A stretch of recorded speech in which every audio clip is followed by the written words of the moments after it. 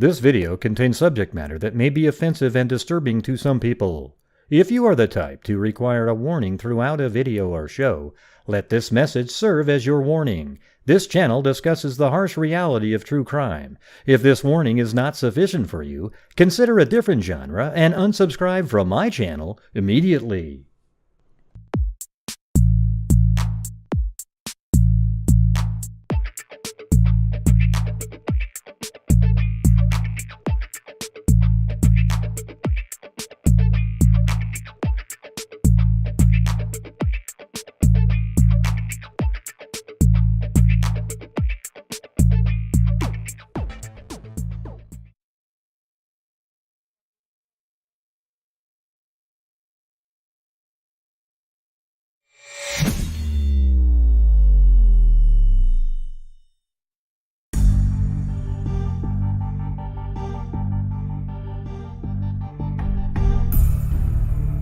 Yo!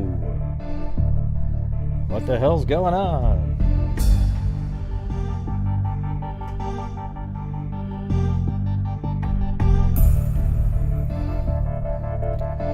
Yeah, I got that, hey, Susanna, you gotta check your emails every once in a while.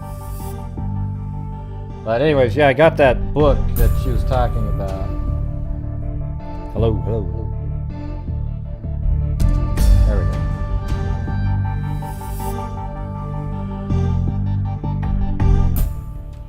I haven't read through that whole chapter yet, but yeah,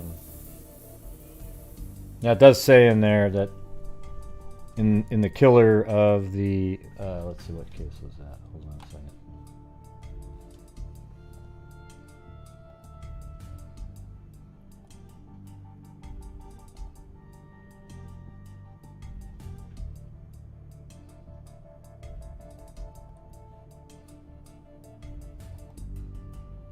Oh yeah, Sophia Baird. I had to figure out what book it was because Susanna likes to send emails where they're all cryptic and nobody knows what the hell you're talking about. So I found the book, and it has, it's got a whole bunch of different stories. So I'm gonna maybe I'll do one of the other ones. There's one from like 1905, like the serial killer there.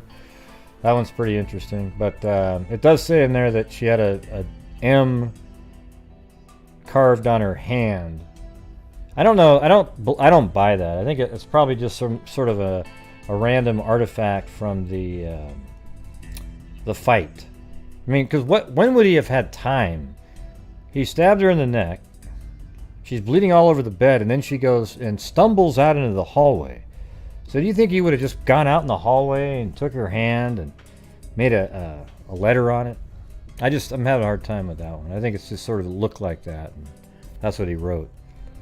But then that's where I stopped. I've got more to read on that. But pretty interesting that somebody. The part I thought sucked though is the guy. He wrote a book, and he basically took word for word from that 1985 article that we read through and attributed it to. But he basically, it was pretty shitty that he would do that.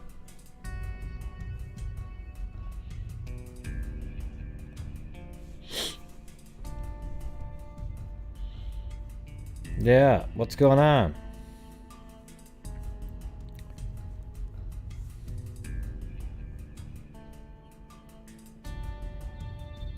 I don't know if that's the guy who wrote it or not. I could tell you. Who wrote the book?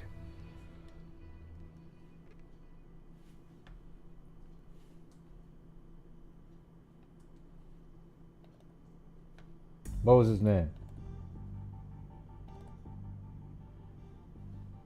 I mean, it might be. I don't know.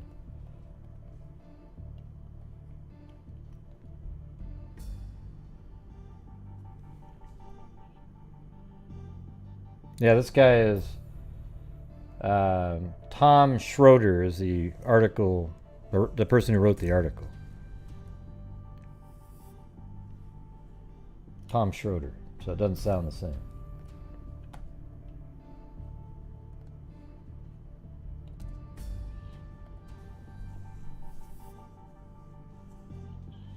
Alright, I'm gonna get started here. Now there's just this random, that's Unsolved and a Jane Doe, right, that I found, and I don't know if it's even out there anywhere. I'm sure it's on some website somewhere, but it's going to be difficult to, it's in Wyoming, so even that's kind of middle of nowhere, basically.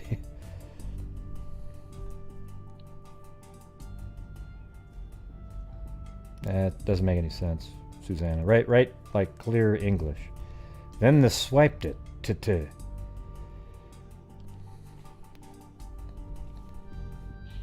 All right. So here we go. Just starting right off with the crazy. All right.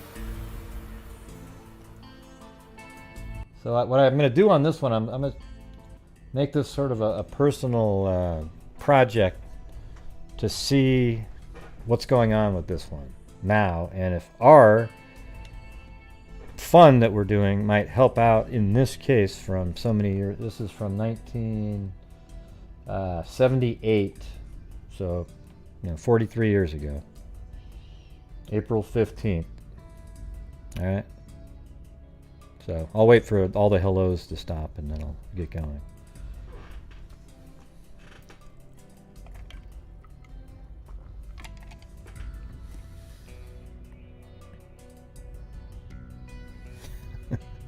And this is just Coke.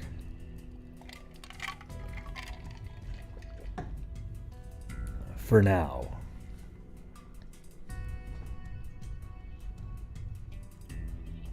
I don't know if anybody does it.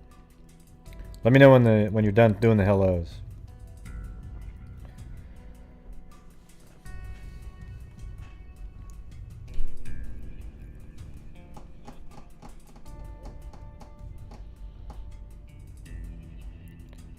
All right, everybody. I'll type in a.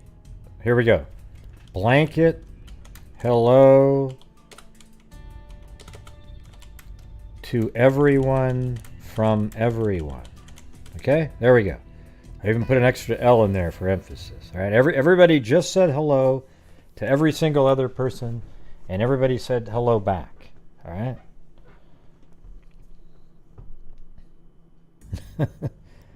Right, but see, you didn't have to type that in, Truth Sleuth, because now everybody else will type, hello, everyone. I just did it for everybody. Okay? So you don't have to waste your time typing.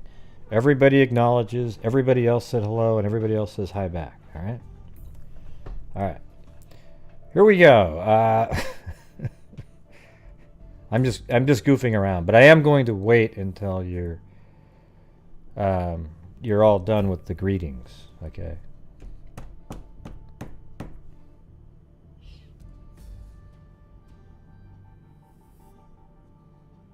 All right. Oop, there goes my stomach. Nude headless body found near Wheatland. This is in Wyoming. Let's see.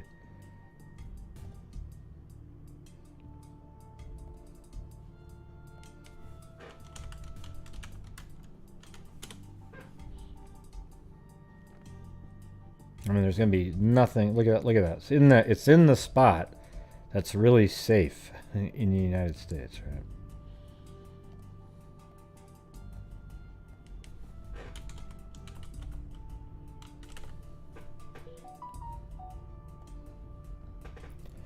A decapitated nude female body was found about 2 miles north of Wheatland Saturday afternoon near Interstate 25. Okay. And let's see. There it is. This is 25.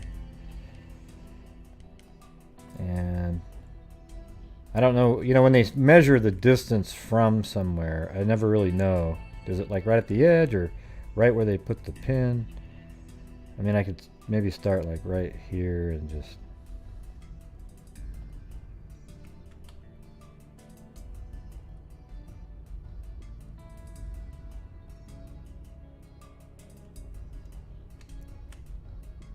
Yeah, somewhere right there.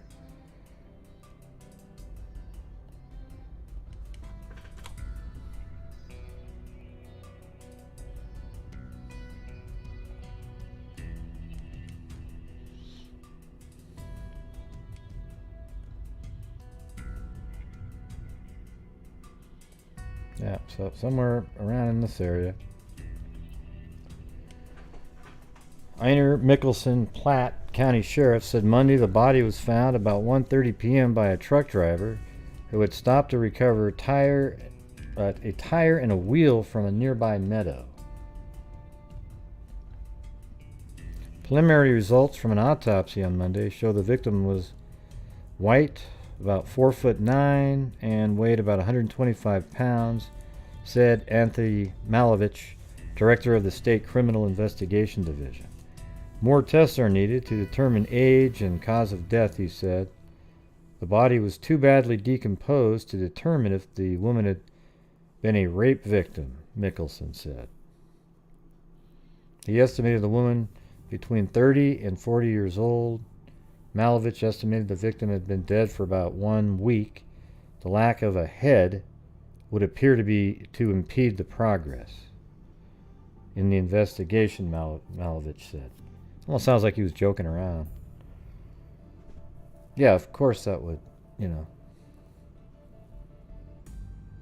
And then he added that an anthropologist may be called in to determine bone structure. The body was in a kind of crevice with an overhang rock, Mickelson said. Despite a search of the area, the head of the body had not been found. He said there have been no reports of missing women in Wheatland area, he said. I wonder if we could see a place where there's a rock that just kind of...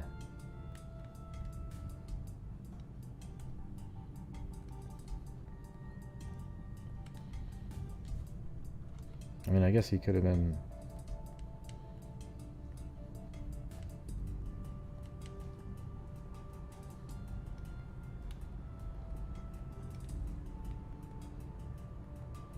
Where would there be an overhanging rock out here?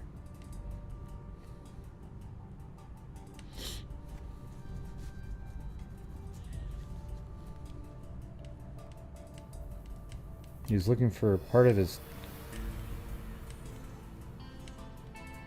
like a wheel of some sort. Where the hell would there be a big rock out? I mean, I can see a rock being out here way out in the field, but why would he be anywhere near a rock outcropping?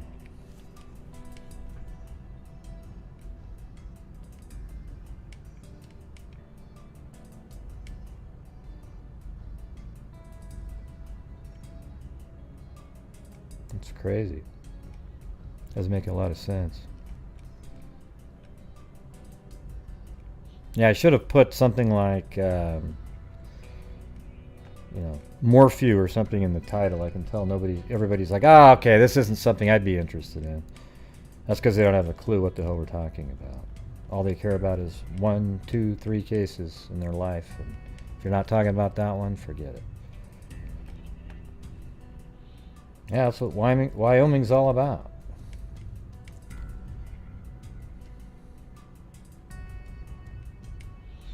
Yeah, so I don't really... Let's go a little bit further this way. Maybe the edge of town's a little bit further up.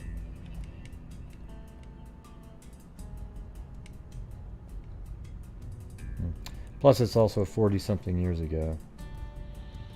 But anyways, it said 2.5 miles. We'll just go with that.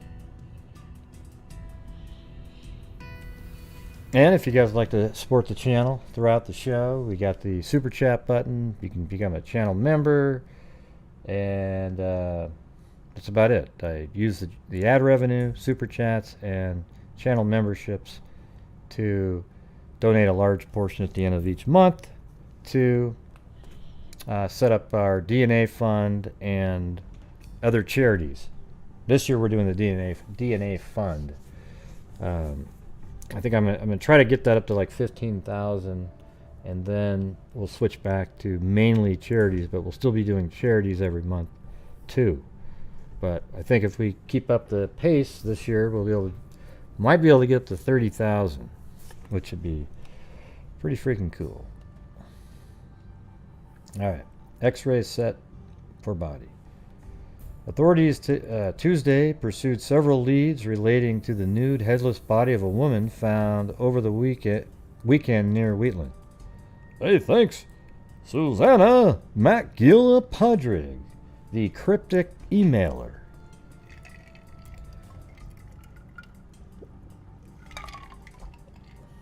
Although I think one of yours actually had it in the title, but I don't. You know, when you read an email, the title isn't. Chewbacca? Really... Oh, I'll be Chewbacca if you want me to. Chewbacca?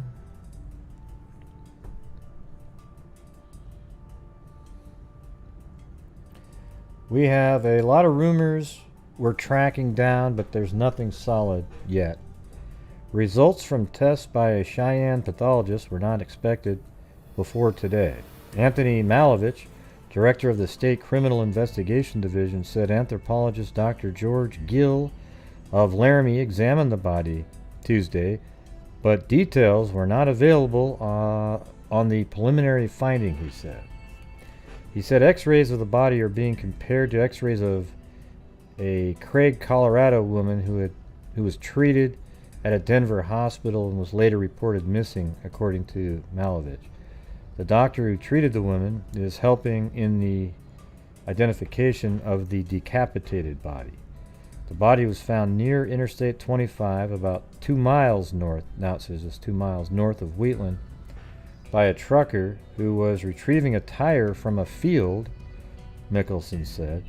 The body was partially decomposed, and estimates of the time of death range from 1 week to 2 months ago. Oh, now it's a little bit further. Thanks, Michelle Nicholas. Mickelson, who said, "I'm not familiar with a scene like this," called for the assistance of the State Criminal Investigation Division. By late Tuesday, authorities had not been able to find the head of the dead woman. I think whoever put her there, obviously there's foul play. She's nude and doesn't have a head, right? So she was... Well, that's not true. You know, you actually have people that argue with you when you talk about this. Listen, it's foul play. She's nude and she doesn't have her head. Now, whoever killed her didn't want anybody to identify her because the identity of her might lead back to the killer. I think that's obvious at this point. I mean, like, you don't cut... Here's what it was. They didn't want her identity known, but she wasn't somebody that had been in prison or anything like that. She wasn't in jail. Her fingerprints aren't there, or they would have cut the hands off. They cut her head off because DNA didn't exist back then, and they cut her head off because that would be the only possible means at the time to identify her, right? Okay.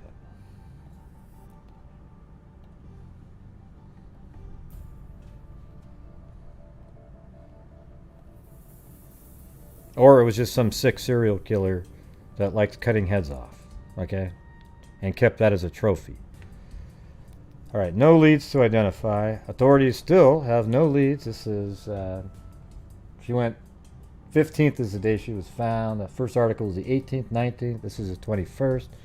Authorities still have no positive leads as to identity of a woman whose new headless body was found Saturday, 2 miles north of Wheatland.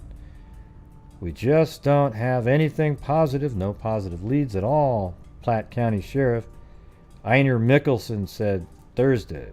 Mickelson said pathology tests so far have shown the woman was between 23 and 28 years old, 5'6" to 5'7", 120 to 140 pounds, wore high heels, and died about a week before her body was found. And so you got to think that her body was probably pretty close to the freeway, because that's the only way she would have got there. Somebody wouldn't stop their car and carry her way out. All right, so hold on one second.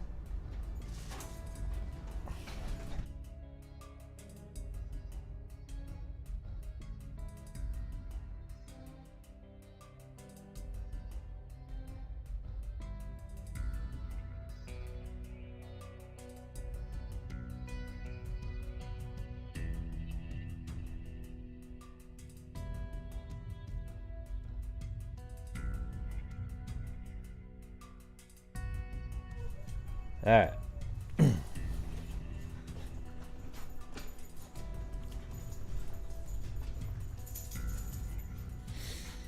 Okay,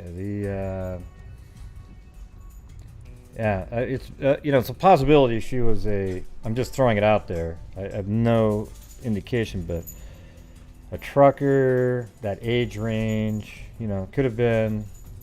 Well, at that time people were hitchhiking all the time, so it could have been just a hitchhiker. I was going to say maybe a sex worker at a truck stop, but this is when the hitchhiking was still common, so easily could have been a hitchhiker.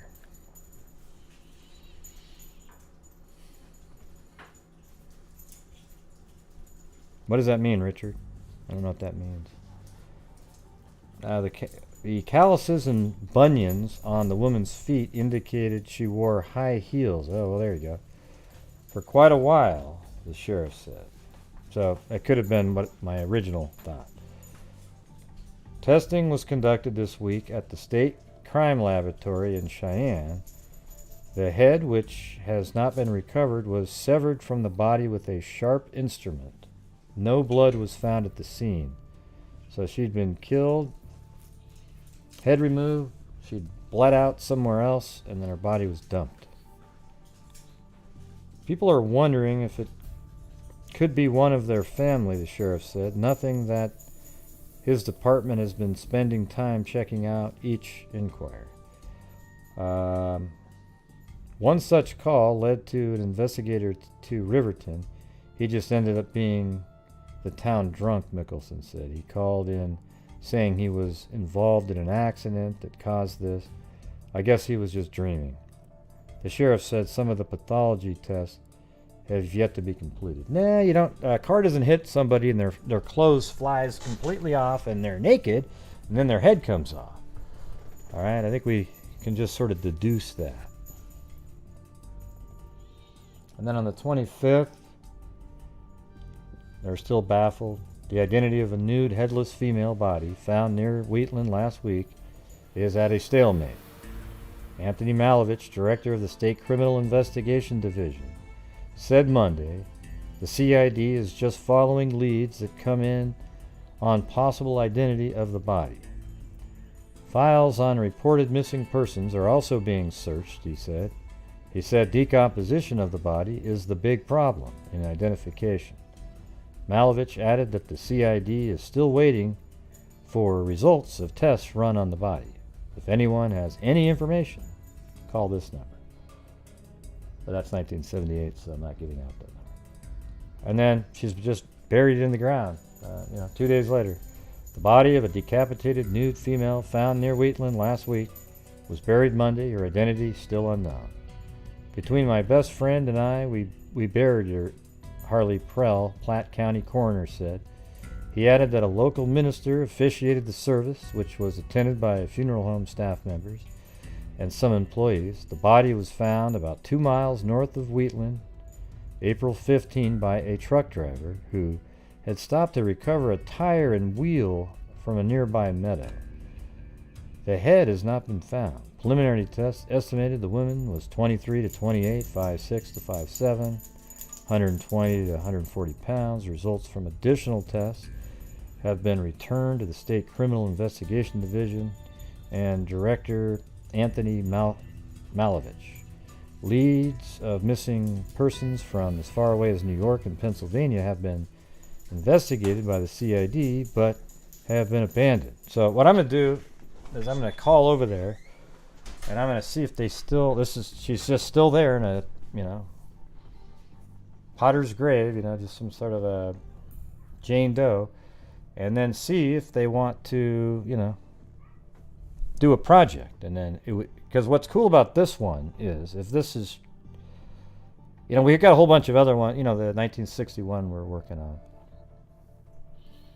But this one is a murder and a Jane Doe. So if we can just identify her, then that would give a lead to the detectives to look at it again and say, whoa, let's check this out, and then start asking questions and then develop information.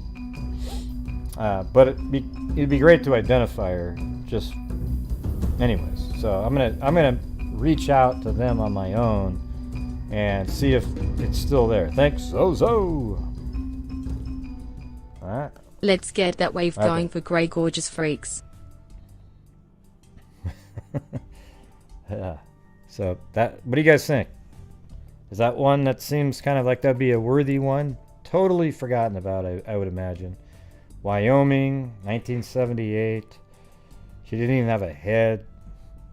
And her body's sitting in a grave somewhere.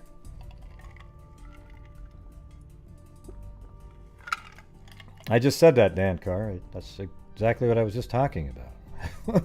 What are you talking about? That's the whole point of everything I just said for the last 5 minutes. Yeah, so I'm going to go ahead and call the coroner up. And then I'm going to ask him if they need some help with it.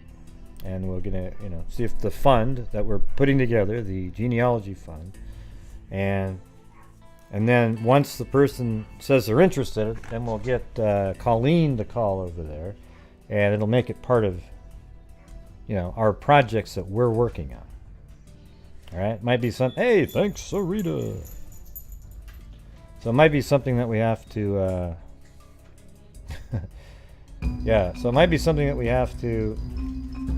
I'm gonna have to get a hold of them, all this kind of stuff, and then there might be an exhumation deal, but maybe they'll split the cost or something over there, or do a really reduced rate just to, give her a name and, let the family know what's going on, right?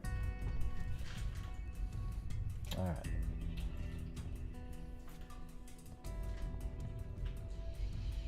So, anyways, that's going to be my little project. I don't need anybody to look anything up or anything like that. Don't send me, hey, Gray, look at it. This is what I did. I'm just going to do it myself, okay? So, what happens is a lot of times it takes away my fun when everybody jumps in and sends like an email with, 40,000 links and I just would rather a name, and then I'll go do it myself.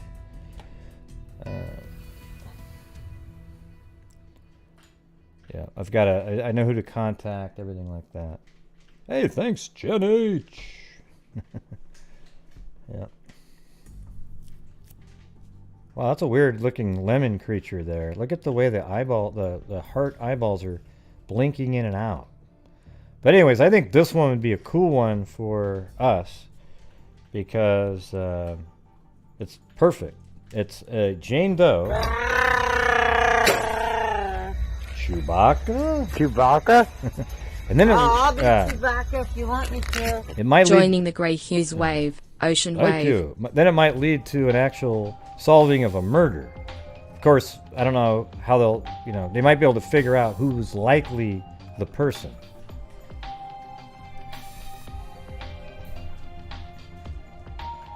Thanks, Mary Poppins. Revolving And hearts, hugging Carolina face, tea. closed umbrella. Under my umbrella? Is that what you were doing? Oh, that's what it sounded like. Maybe there's a emoji for under, and you can see umbrella, Ella. Chewbacca? Hey, hey. I'll be Chewbacca if you want me to. That would be great to do, Grey. I think it'd be awesome. So, hey, at least Dan Carr, it means that we were thinking the exact same thing. Even though I was just saying it.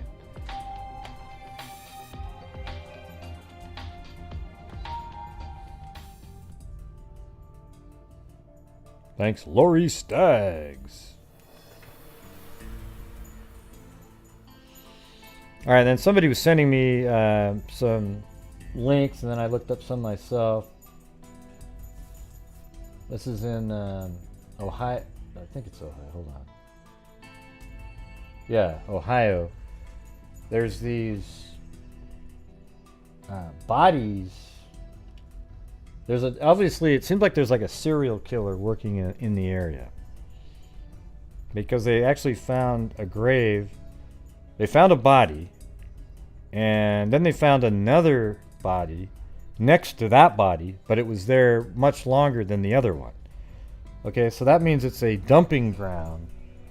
Likely a dumping ground for a serial killer, you know, like he just has a place where he keeps dumping them. Maybe even goes back and visits every once in a while. You know, like the psychos, Ted Bundy, whatnot.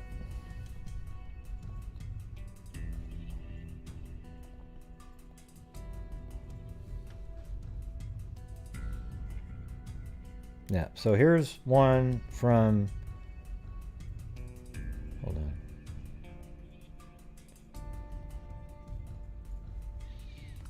This is from today, actually. Columbus police is investigating after a body was found on a trail in North Columbus Saturday morning. Police dispatch said the body was found unclothed on a trail near the bridge by North Sunbury Road.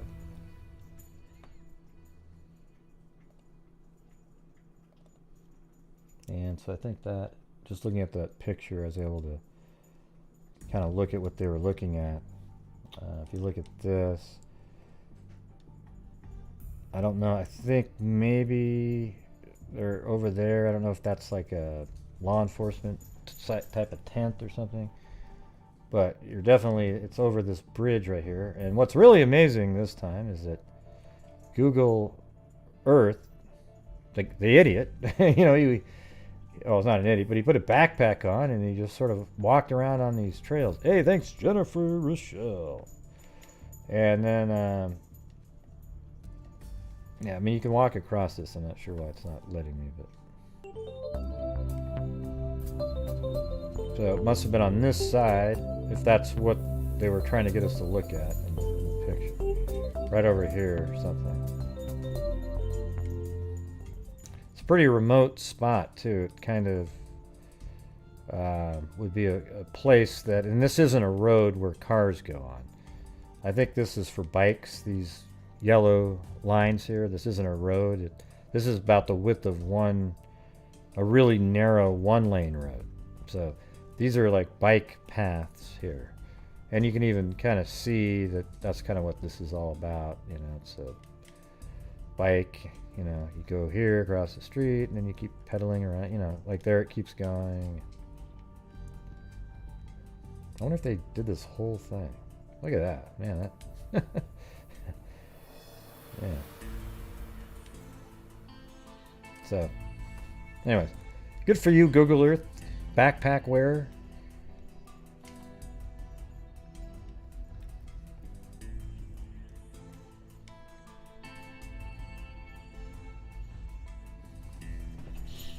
Police could not confirm what led to the death or why the woman's body was there. The incident is under investigation. All right. You got that. And then the next one. This is from... Well, this is one that I found a link off of one of the other ones. So on December 8th, 2015, police in Central Ohio say a second body has been discovered in a park where a missing teen remains were recovered earlier. Police are investigating both deaths as homicides. Columbus police say they have little information to release other than that the second body found Saturday was near that of the 17-year-old's body found December 3rd. They say they weren't able to determine immediately a gender, age, or race of the second body. Police identified the first as that of Wilson Omar Valletta. He had been reported missing after being last seen near his home on November 14th. Homicide detectives are investigating after his partially buried body was found in a wooded area of Innis Park by a man walking his dog. Yeah, so let's go to Innis Park. I think it's just right here. Yeah, I mean, so today's deal was right there. And then Innis Park is just right here. This is 2015, but a similar look, you know, it's some trails. You know, who knows if they're related, but I mean, that is really close.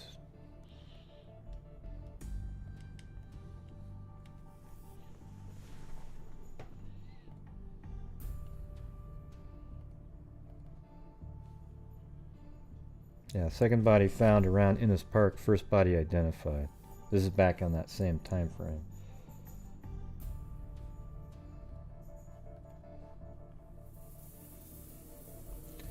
Yeah, so according to the Columbus Dispatch, police don't know whether the bodies were buried at the same time, though they believe the deaths weren't simultaneous. Valletta died much more recently, while the second set of remains discovered were skeletal. See, that's crazy. That means it's a burial place for a killer. You know, whether it's like a gang, you know, somebody that kills as a hitman for a gang, and that's where he puts the bodies, or some sort of a strange serial killer type person who, it's hard to say. Valletta lived with his older brother, both of whom immigrated to Central Ohio from El Salvador. He was reported missing when he didn't show up for work at his restaurant job. Ohio State University forensic anthropology case team volunteers discovered the second body reportedly within a few feet of Valletta. See, they weren't like, oh yeah, it was way over there. They were literally right next to each other. And there's even a picture of the location. So here we are, we're near that park. The second body was found around Innis Park Saturday. After the body was found there Wednesday. It's not a bad neighborhood, even though what's tragic has happened. I don't know if that's a good sentence. Second body was found during the removal of Valletta's body not far away. As of now, we have no information for you on the second body. Can't tell you male or female. Neighbors say the lot of land where the bodies were found is usually a place for neighborhood and family gatherings. So let's see if we can determine just even that spot right there.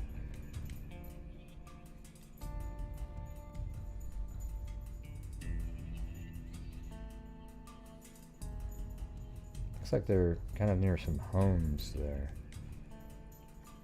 I wonder if that's at the entrance of the park, like right here maybe.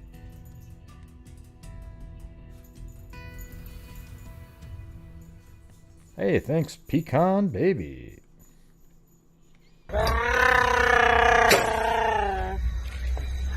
Chewbacca? Oh, I'll be Chewbacca if you want me to.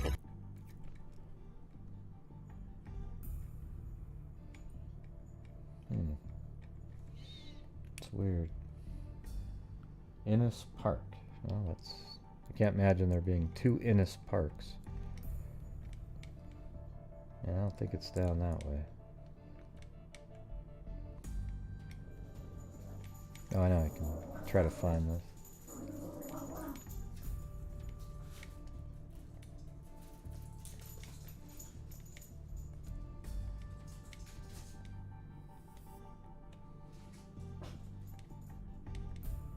Oh, there's a golf course right there.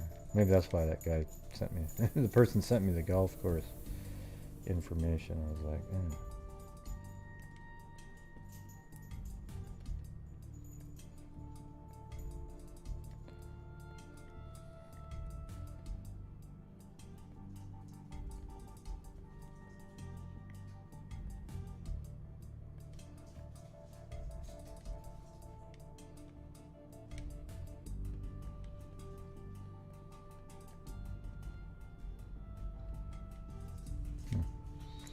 Alright, well, I can't really tell where that shot is. I was looking for that grate.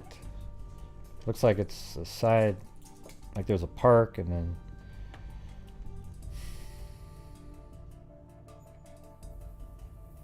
Innis Park, Saturday, after body was found there Wednesday.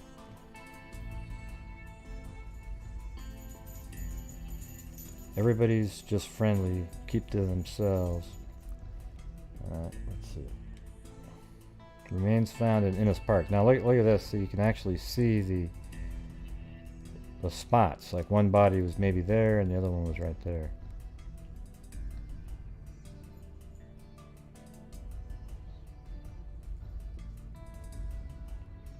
Yeah, this is in Columbus, right? Yeah. Innis Park, Columbus, Ohio. Franklin County Coroner's Office said the skeletal remains have been identified through DNA testing a 39-year-old Alexander Serrano. The preliminary cause of death was determined to be multiple stab wounds to the torso. See, that's interesting because, you know, if it's some kind of a gang thing, you wouldn't think it would just be a bunch of stabbings. It'd be a bunch of gunshots and then dumped over there. I don't know. You have two different, a 17-year-old, a 39-year-old, all in the same location. And they're both Hispanic. But one's 17 and one's 39. The death has been ruled a homicide. Serrano's body was found December 5th during the removal of another set of remains found in the park a day prior. Those remains were identified last year as 17-year-old Wilson Omar Valletta. According to detectives, Valletta had been missing since November 14th. Foul play is suspected in his death. Well, you know this for sure, right? I mean, what do you think the odds are that they're not related? Or at least by, you know, the same killer killed both people. Or, you know, that the cases are related somehow. You can't have two bodies side by side in the woods. I mean, we're not at that point yet where there's just so many killings that you go into the woods and you randomly find two bodies next to each other by two different killers. Yeah, it might have something to do with drugs, but it's unusual to be like stab wounds for that. One's 17, one's 39.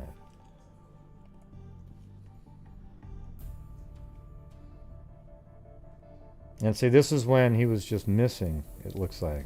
See? Foul play suspected in the disappearance of teenager from El Salvador.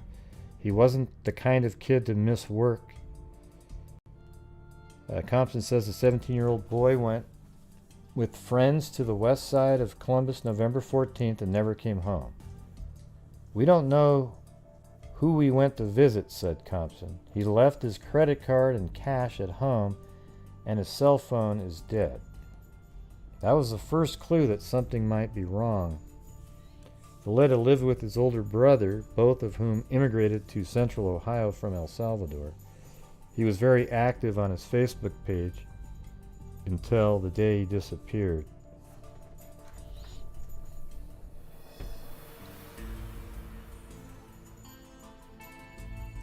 So his name is Wilson Omar Valletta. I wonder if he still has anything on there.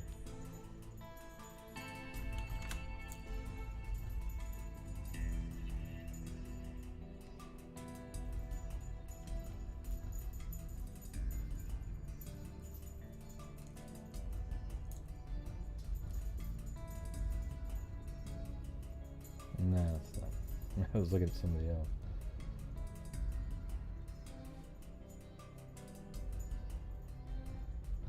This might be it. Yeah, I think this is him. Last post June 29th. No? Well, maybe if somebody else put that there. This is another Wilson Omar. No, this is him. Because it's Wilson Omar Valletta.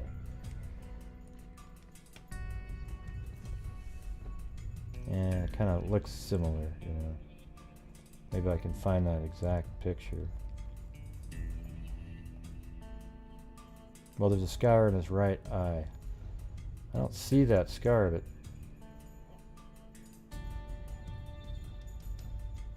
I don't know. Do you guys think that's the same person? I don't see that thing here. Let me see. Maybe there's other pictures. How could there be another Wilson Omar Valletta lives in Columbus? Okay, now I see a picture. See, this one here looks like that. Look. He doesn't have that mark there. Looks very similar. And it's the same name. It's got to be him.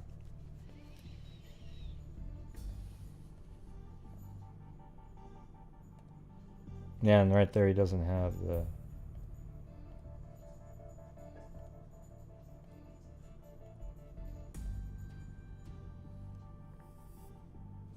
Now there's people saying that they're sorry his life was taken over jealously, but we will see you again.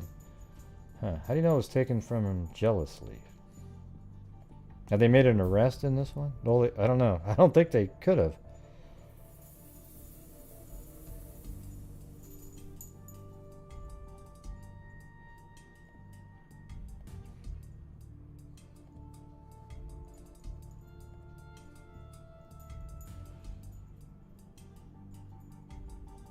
Yeah, I could tell that, Dana. That's why I just saw that he didn't have it on the next one. Let's see. I wonder if we can... let me put his name in. I wonder... I hope they haven't... Well, I hope they've solved it, but I'm hoping that... You know, well, that would be good, because then it wouldn't be... hold on. Serial killer right there.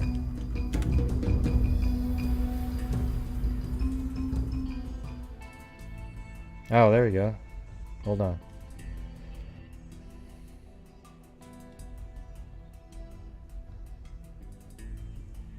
Well, this one says a member of a gang admitted to killing... Actually, not him, though. Hold on.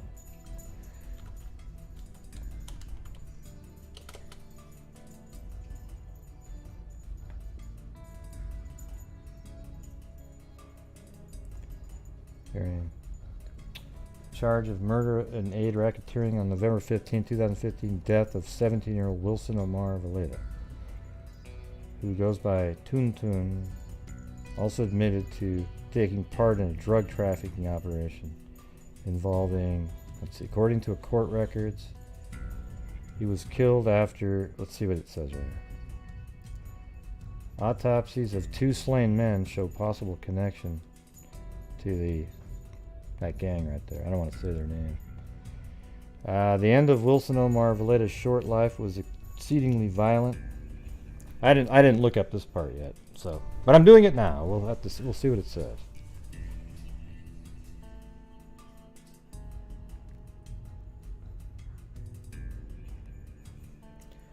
Okay, the end of Wilson Omar Valeda's short life was exceedingly violent. His killer or killers hacked the 17-year-old's body 69 times. Well, they didn't say that in the original articles. There were blows to his head and neck. His upper left arm was amputated, and his right leg nearly severed.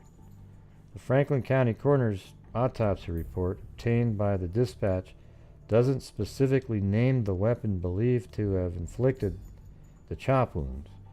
But the unsolved slaying of Valeda, a native of El Salvador, appears to fit the signature style of that gang. People walking their dogs in the woods at Innis Park in Columbus northeast side found Valeda's partially buried body. So it probably, you know, now you know it's gang related. And it was in that and both those bodies are probably from the same people.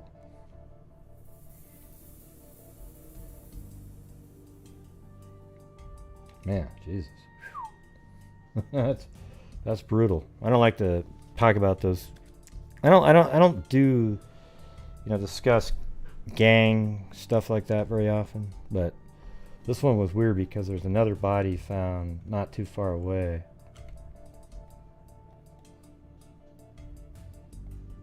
So I don't know if there's something, the gang's in the area, something like that. Because right there is the new body, and this is where the other two were, which is really only about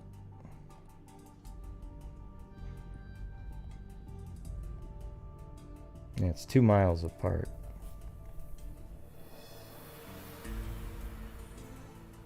Yeah, crazy.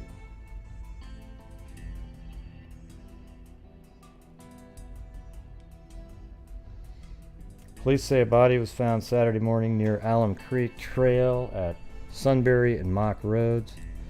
CBD was called to the scene around 8:20. Information is scarce at this point. Maybe we can try it again. Let's see.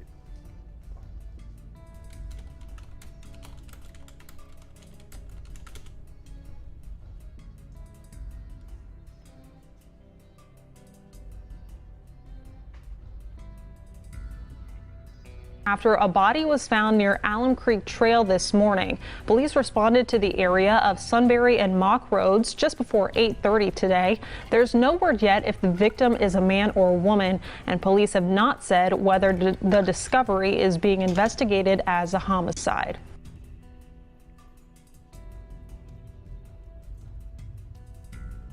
And police are investigating after a... Same story. Yeah. Okay, well, if you guys hear any updates on that one, let me know.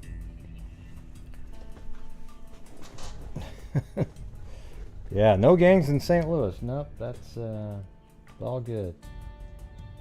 All good there.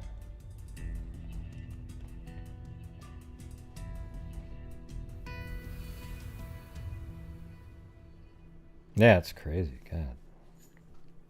Yeah. Yuck, I hate those kind. All right, so I have this other story that I wanted to talk to you guys about. That's I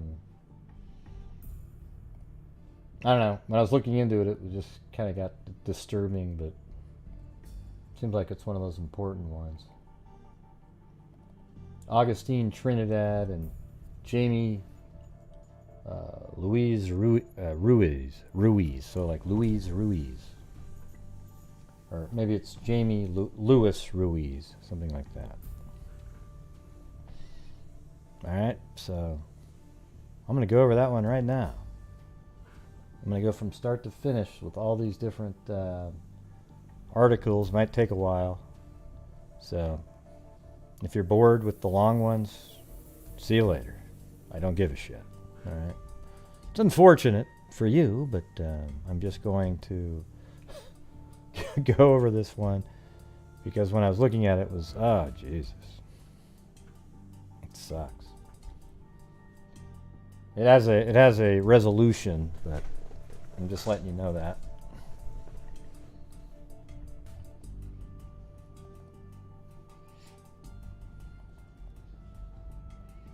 Yeah, this is 1961, August 16th in New York. All right. Two slight Brooklyn boys set out for a bicycle shop, but met death instead yesterday in a weed-choked field at the hands of a knifer who bound, gagged, and stabbed each at least 25 times. Augustin Trinidad Jr., 13, had been stripped naked by his killer. His hands and feet were bound with twine. It says he, but it should have been his hands and feet were bound with twine and suspenders, and his mouth gagged with a necktie. He was stabbed 25 times in the chest and back. His companion, Jaime Louis Ruiz, 9 years old, was stabbed 30 times in the chest and back. He too was bound hand and foot and gagged, but was still dressed in dungarees and a t-shirt. Assistant Inspector Raymond V. Martin said medical examination showed the boys had not been sexually molested, but he hinted strongly that there might be a sexual connection with the crime. Martin said today that police plan to bring in numerous known sex molesters for interrogation. The boys' bodies were found in a marshy, weed-covered field in Brooklyn's Canarsie section shortly after 6 p.m., less than 2 hours after they were last seen alive. Bicycle riding rated high with both lads, and about 4 p.m., Ruiz told his stepfather, William Renta, he was going out with his friend Trinidad. A few minutes later, according to police, a neighborhood boy, Rafael Rivera, 11, saw them on Trinidad's bicycle. The pair told Rivera they were headed for a bicycle shop. Police have not yet learned if they reached their destination, nor how or why they went to the field about a mile from their homes, but somehow they were trussed up, gagged, and slain near a creek that runs into Jamaica Bay. Time of death was set at between 4:45 and 5:30 p.m. Ruiz's body was discovered by Amado Moro, 30, a hospital worker and part-time junk dealer who was searching the field for scrap. Hey, thanks, Mag. That's very kind of you. Thank you. The cat eye donation. Stay out of jail. I'll try hard.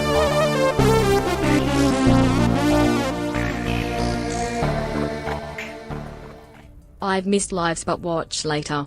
Stay out of jail, and thanks so much for all your hard work for us freaks. Well, thank you, Mac. That is true. I do work hard.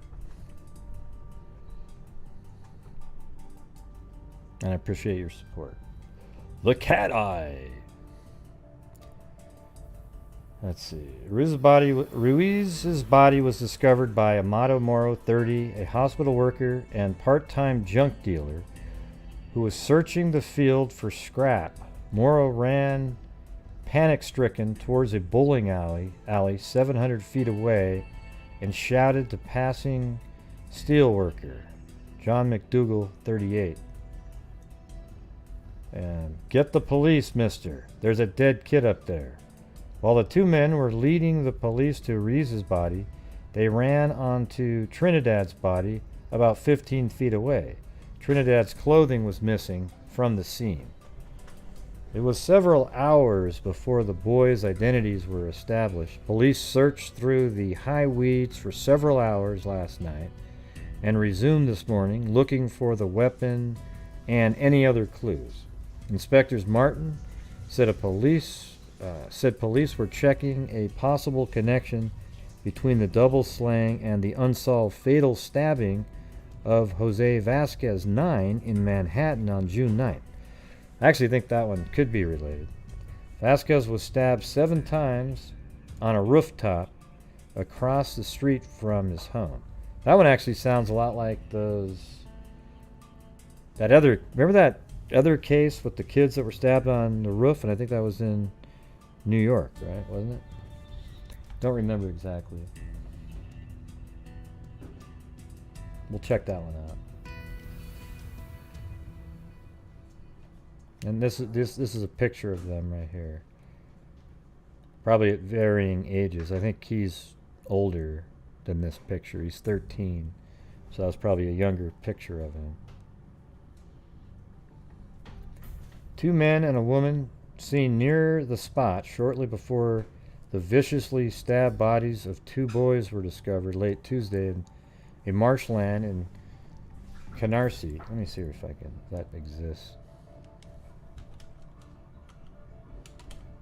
Yeah, Brooklyn.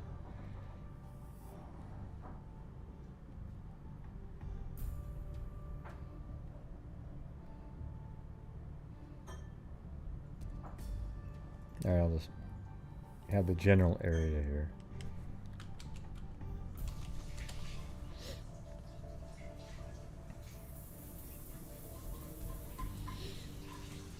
Assistant Chief Inspector Raymond Martin, Brooklyn Detective Boss, commanding a 100-cop detail on the case, appealed to the 3 to come forward with any information they might have about the killer or killers.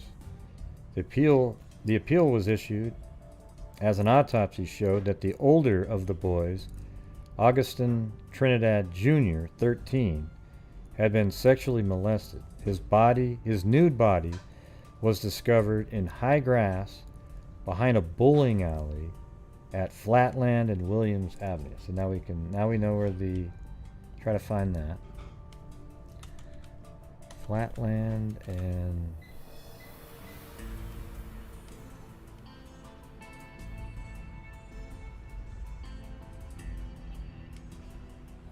Williams.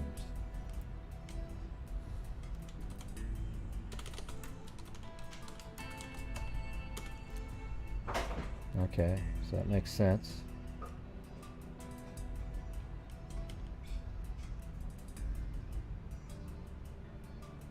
There obviously was a bowling alley somewhere right around in here at one point.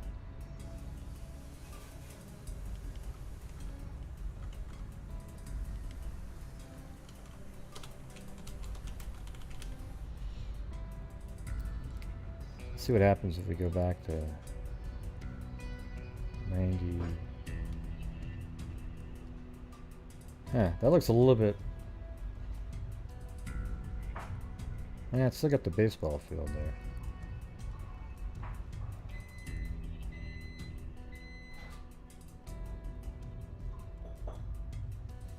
Yep. Doesn't look like there's a bowling alley there anymore. I bet it was right. Well, I bet it was over here because... Well, let's see if there's a bowling alley right here. Let's see. How about this? Let's try that.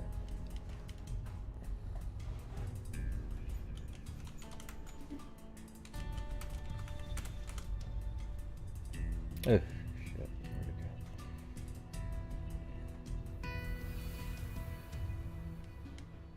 go?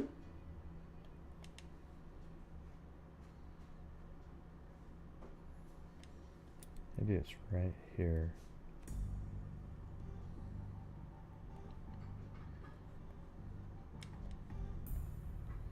Yeah, that was that's 50 years ago, so. That's a Kentucky Fried Chicken. I used to like the spicy, when they, just for a little bit of time, they had the spicy Kentucky Fried Chicken. That was similar to the Popeyes spicy chicken. Tell me, look, there's no better fried chicken out there than Popeyes spicy chicken, okay?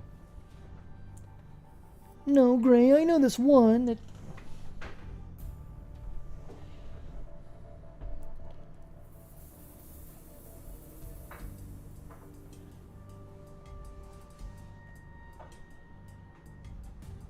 Yeah, there's Popeyes all over the place.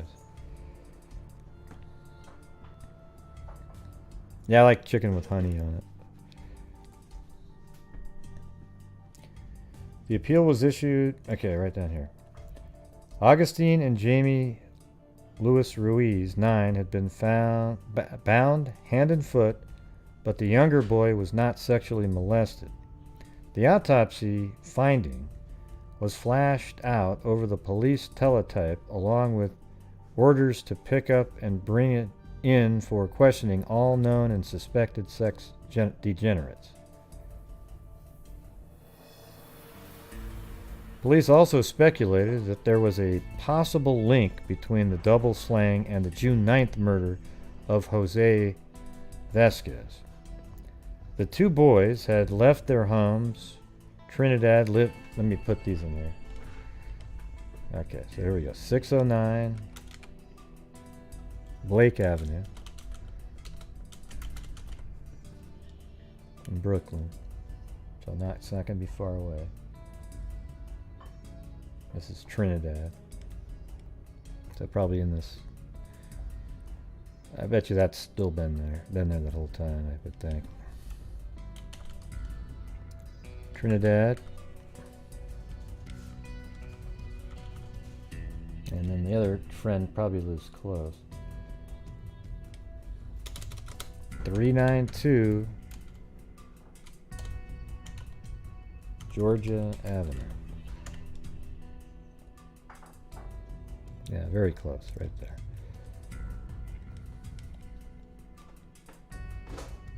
I have a feeling these are both buildings have been there. And this is Ruiz.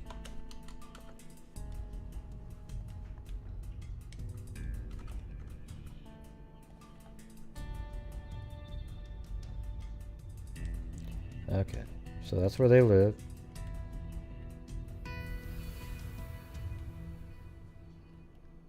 And then that bowling alley. That's funny because they mentioned the creek coming up in there. In a little bit here, we might be able to determine almost exactly where this is, even though there's been a lot of upgrades since then. So they lived right there, and apparently there was a bike shop somewhere around here and that they were going to go to. When Trinidad's bike was spotted in the tall weeds, let's see, to go down to a bicycle plant at Berriman Street near Stanley Avenue. Okay, let's do that. So this tells us where the bike shop was, which was Berriman street. So there we go. There's that Behrman right there.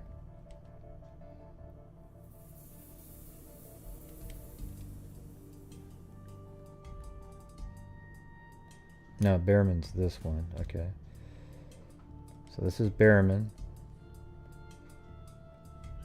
And then the other street is Stanley Avenue.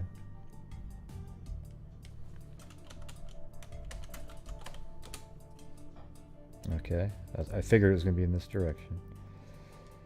So now I can take that and then say, you know, kind of just guess that it's right around here, you know, right around in this area.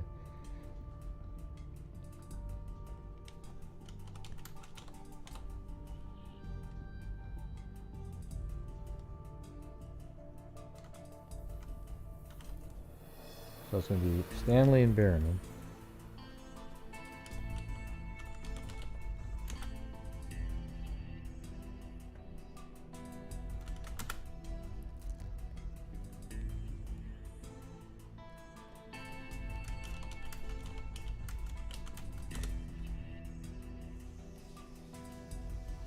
Okay, so it's not there anymore. So they were going to head to there, and then somehow they end up over here. That's interesting. So they live there, bike shop here, but then they're found right over here. Is this interesting for you guys? Not that I care, but I just want to make sure.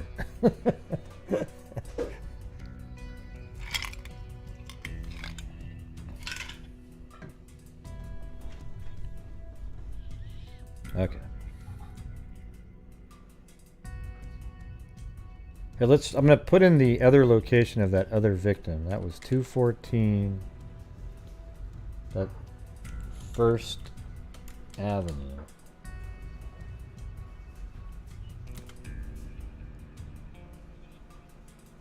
So that's right over here.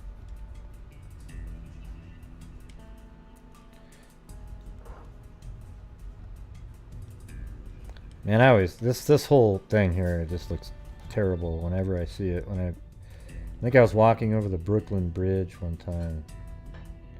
Yeah, it just looks like a prison or something. It sucks. And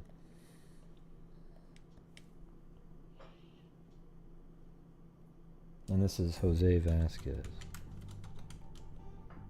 Or Vasquez.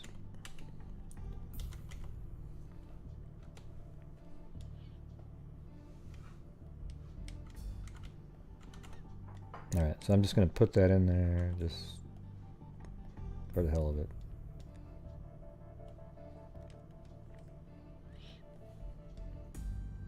When Trinidad's bike was spotted in the tall weeds yesterday morning by a police helicopter, cops found an old tire draped over the seat. Youth Squad Patrolman Russell Rosen and accomplishment skin diver found the older boy's pants in 12 feet of water in Fresh Creek, which runs through the marsh. I think that's probably what this is. So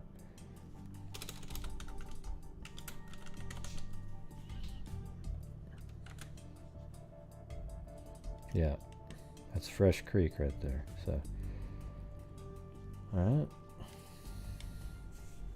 There might have been a third victim if a pal of the two dead boys had accepted an invitation to go with them on their parts hunting trip. Rafael Rivera 11 of 394 Georgia Avenue, told police that the two asked him to go along. He said he declined because it was too hot and I didn't feel like it. Well, lucky him.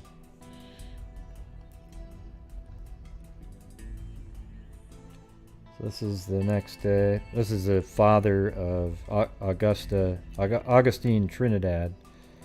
He just looks like he's in a daze at this point.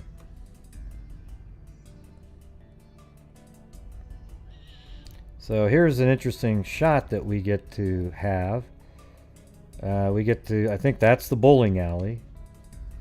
It's cool that they put that in the newspaper like that. And it looks like... now they're actually showing where they were found, actually. Look right there. A little arrow pointing.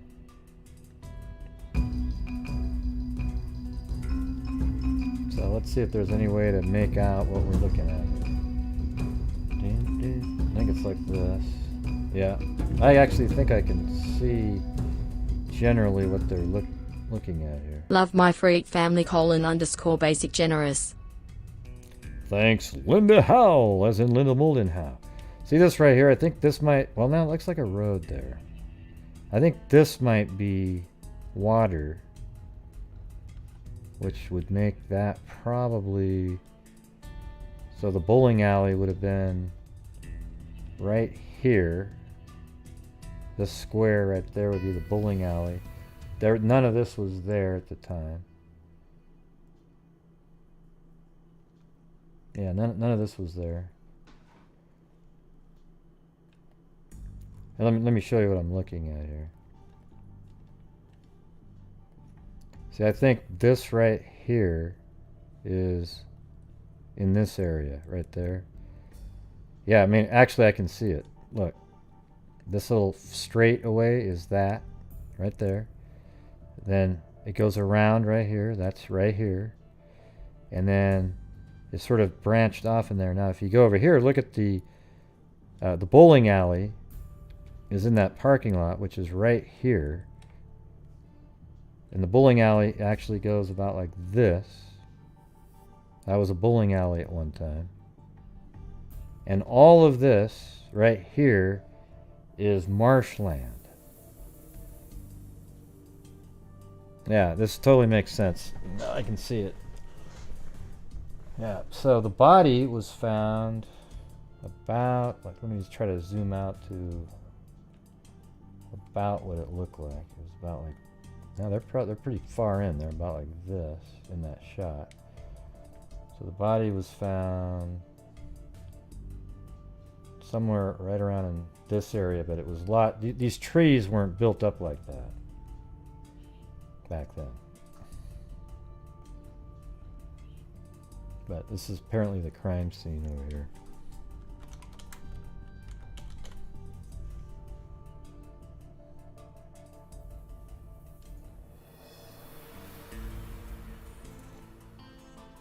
And that makes sense. And so behind the bowling alley, yeah, that's why they're saying that, because the bowling alley is right there, and then this would have been behind it.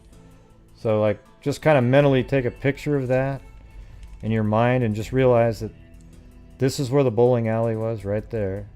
And then when I slide this over, look at how all of this land is now, back then, is just marsh. And you can see over here a bunch of, I don't know if those are vehicles and everything, and that you can actually see maybe that was over in this area. I don't know what that was back then, though.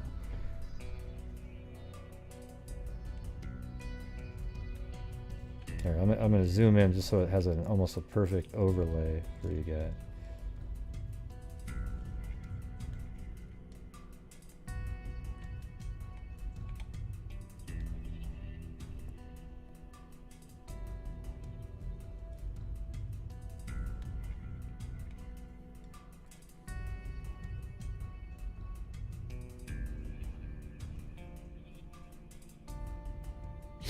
Yeah, and this used to be a parking.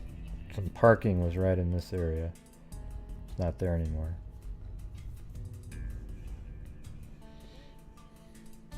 Okay.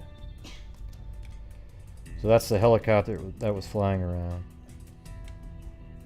A detail of 100 police and detectives were probing Brooklyn East New York sector. You can actually see people, believe it or not, walking right down here, looking around.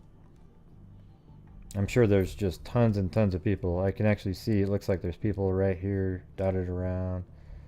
Apparently that's the crime location.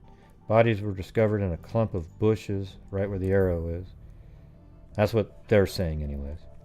Near bowling alley fronting on Flatlands Avenue.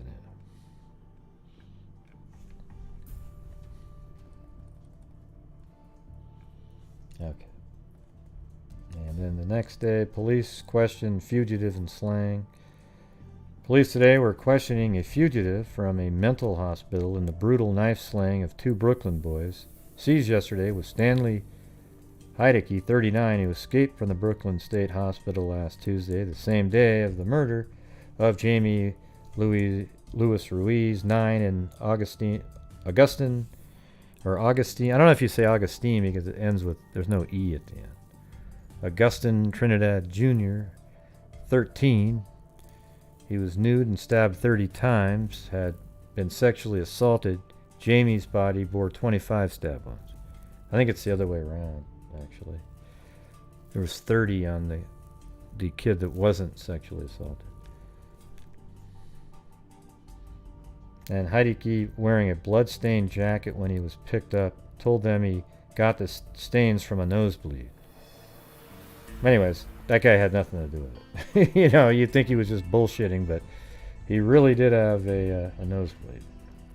Anyways, this is the mother of Trinidad right here, and the 2 brothers, the brother and the sister, and then this is the husband, Augustin Trinidad.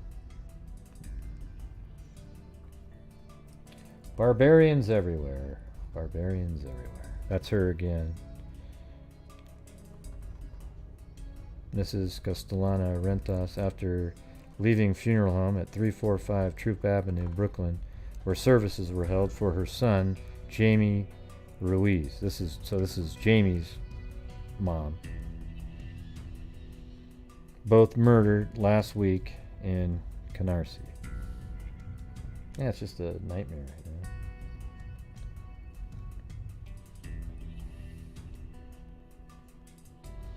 Cops prowl at 2 boys' funerals. So they've been doing that stuff for a long time, everybody. You know, when there's a funeral, they go there to check out who might be there. Okay. Scores of Spanish-speaking detectives and policewomen mingled yesterday with the throngs who attended funeral services for the 2 young Brooklyn boys who were stabbed to death Tuesday in a Canarsie marshland. Both funerals were held in the Laurel Memorial Chapel at 345 Throop Avenue. The cops attending the services hope to pick up information to aid them in investigation of the double slaying. At each at each ritual, about 100 persons jammed the funeral home while 300 others lined the streets outside. Among the mourners were Gaspar Vasquez and his 6-year-old son, Luis Felipe Vasquez, 7-year-old son. They were buried his killer is still at large, buried side by side. Following yesterday's services, the 2 boys were buried side by side in Evergreen Cemetery. That's kind of cool, yeah. Assistant Chief Inspector Raymond J. Martin, in charge of the Brooklyn South detectives, disclosed that he had doubled the original force of 75 assigned to the case.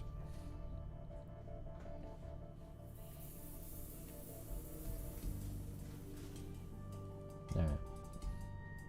Now look at this. This is the following day. Listen to this one.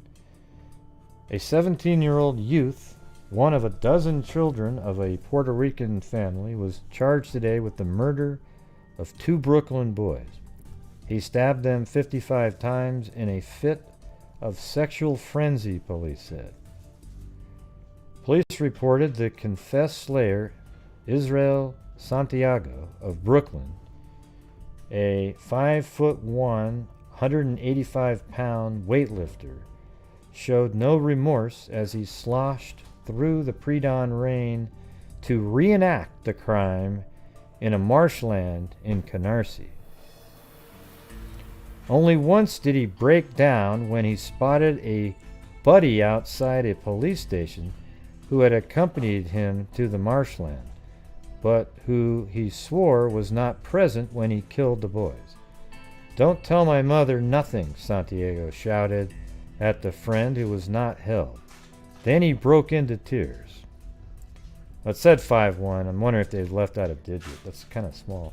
Assistant Chief Inspector Raymond V. Martin quoted Santiago as saying, "I'm not sorry for killing Augustin Trinidad Jr. 13 and Jaime Luis Ruiz 9 last Tuesday." The story told by Santiago at the scene and his confession jibes exactly with the facts as we know them. Those facts, he said, indicated that Santiago and Herman Rosa 15... Wait, so this guy's name is... Okay. Those facts, he said, indicated that Santiago and Herman Rosa 15 went to the marshland. Santiago sent Rosa for cigarettes and spotted the two boys playing there. Tried to commit an unusual sex act on Augustin. Thanks, Brianna Props. Brianna Props. When the boy resisted, Santiago knocked him down, tore off his clothes, bound him hand and foot, and stabbed him 25 times with a kitchen paring knife.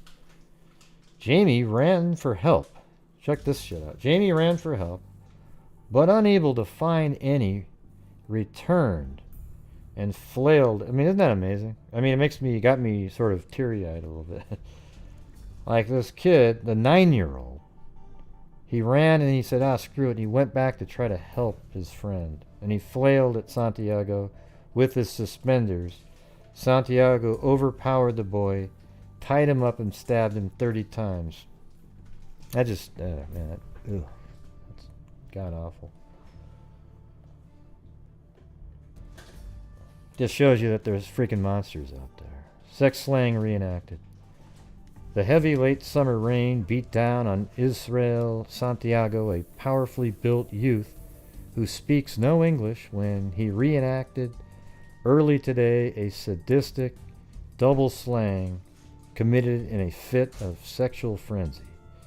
Santiago, 17, was taken by police to the dismal Brooklyn marshland, where last Tuesday the mutilated bodies of two frail boys were found. There, with each arm handcuffed, he remorselessly explained how he killed Augustin Trinidad Jr., 13, and Jaime Luis Ruiz 9 by stabbing them a total of 55 times. He was then booked on a homicide charge. Santiago was arrested yesterday at his home not far from the scene of the killings. Santiago, who said he acquired his powerful muscles by lifting weights, told police he went to the weed-choked swamp last Tuesday looking for sexual relations with boys. Well, but you know what? But here's the thing. If that's true, the guy that you claim you sent off for cigarettes, what was he doing there? So he went to get cigarettes, but was he there also? You know, I don't know. Something's kind of weird about that other guy. He said he became incensed when Augustin resisted his advances and he attacked the boy with a knife. An autopsy disclosed the Trinidad boy was stabbed 25 times in the chest and back. Santiago also disrobed the younger boy, terrorized by the assault on his friend. Okay, hold on. Santiago also disrobed him. Okay, so he disrobed. See, I think he did this after he killed him. So it was like necrophilia. This guy is the worst of the worst. The younger boy, terrorized by the assault on his friend, ran away. So at first he was scared. He ran away. I mean, you can imagine at 9, right? In search of help, but he found no one. He then picked up handfuls of rocks and stones and returned to the scene. Police said Jaime, horrified by the gruesome sight of his dead friend, hurled the rocks and stones at Santiago. But the confessed killer, who was 5'1" and weighs 185 pounds, easily subdued the youngster and began slashing him. Jaime was stabbed at least 30 times in the chest and back. Man, what a nightmare.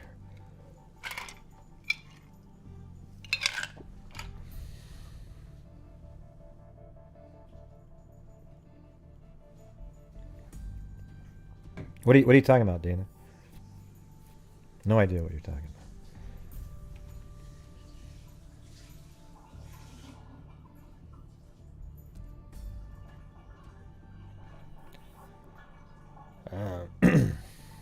Yeah, that's brutal. Jeez. And there he is right there. Look at him. He doesn't seem like he's 5'1". Yeah, the kid going back to help his buddy, man. It's just brutal. But I want to tell this one because it's just, you know, same psychos back then, and I like the heroism of the 9-year-old. But just, and then, you know, it's crazy.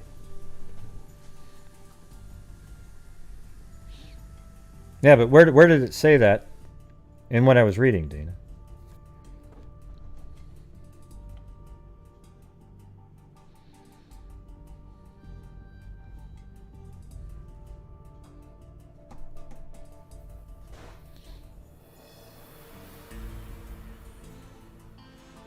Well, they've typed 5'1" in twice now. Now it says 5'3", 185 right here in this one.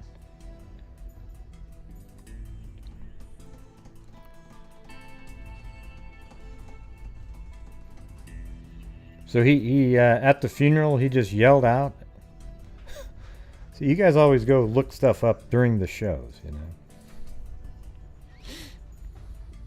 know. No, I've known about the. No, you haven't. No, nobody's talked about this case in 1,000 years. No, Gray, it wasn't really 1,000. It happened in 1961. It should be 50.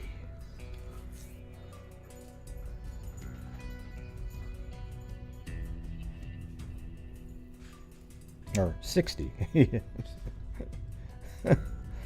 Oh. But there he is right there. There he is. The 17-year-old sex pervert. Now let's put down where he lived, because I've got that address. 476 Powell Street.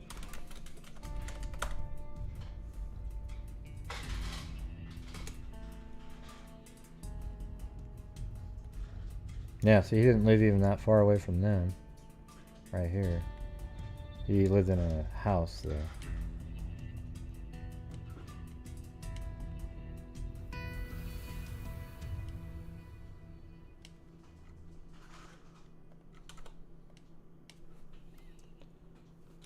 Santiago lived.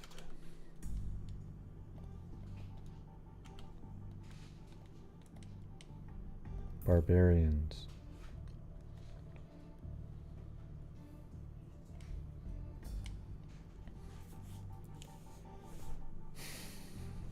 All right.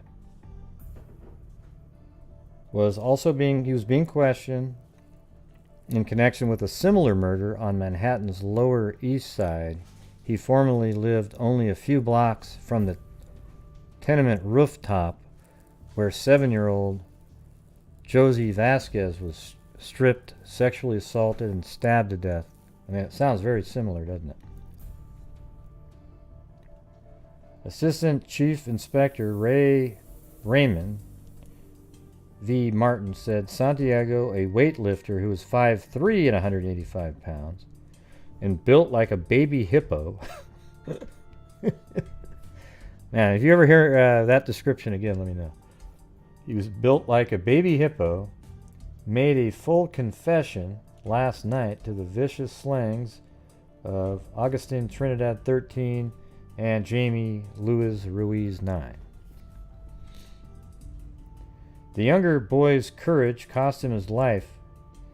He was killed when he tried to thwart the knifing of his friend by using rocks and suspenders as weapons. That's awesome. So anyway, I didn't see that part, Dana Dane. So what are you saying? That the killer at the funeral said, "I did it, everybody"? I think this guy is a psycho. I didn't see that in the article that I read. Or maybe I read it, but I wasn't paying attention. Yeah, it does. It sounds like something I might say, doesn't it? Wow, your eyes look like a lizard. And then I'd say, wow, you don't look like a baby hippo at all. Okay, all right. Wow, man. You know what? Your eyes look like a lizard, and you don't look like a baby hippo whatsoever.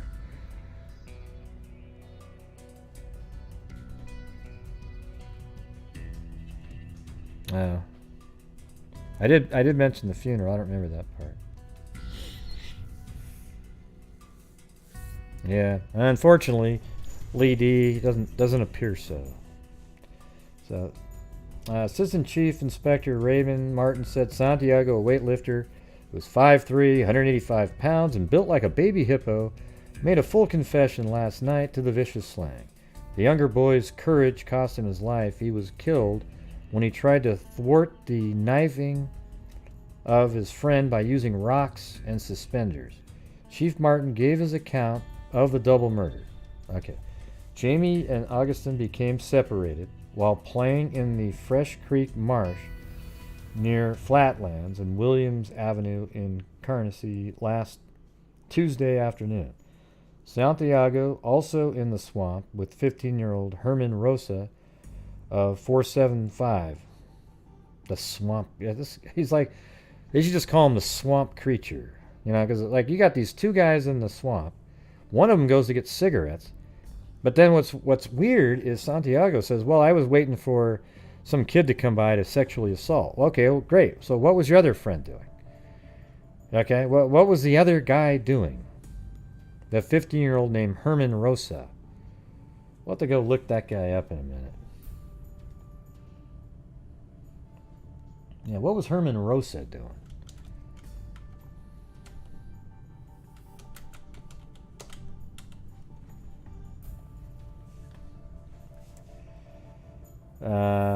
Herman Rosa, and he lives at 475 Powell Street.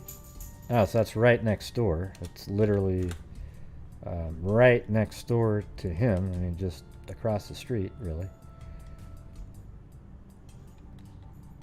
It's, I mean, literally the next number, but just on the other side of the street.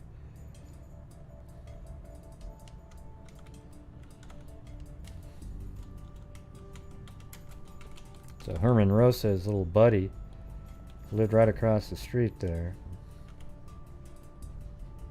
2 peas in a pod.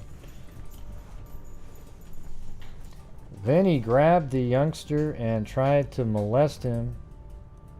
Let's see. 465. When he spotted Augustin alone, he sent his friend for a pack of cigarettes. Okay, now he's saying that when he saw Augustin, he said, hey, go get some cigarettes, so he wouldn't see what he was doing. But that's kind of not what he said earlier. He said he went there specifically for that. So you're saying whenever you saw a kid, you were going to send your kid, your buddy to get cigarettes? Eh. Then he grabbed the youngster and tried to molest him sexually. When the boy resisted, Santiago knocked him down, bound and gagged him, assaulted him, and then stabbed him to death. Okay, now we got the order where he's not a necrophilia. Unfortunately, Jaime returned at this point. So the 9-year-old returned at this point. When he saw what was happening, he ran to Flatlands Avenue. So I'd imagine that's what this is. Yeah, Flatlands Avenue. So he ran up here to this avenue right here to get some help.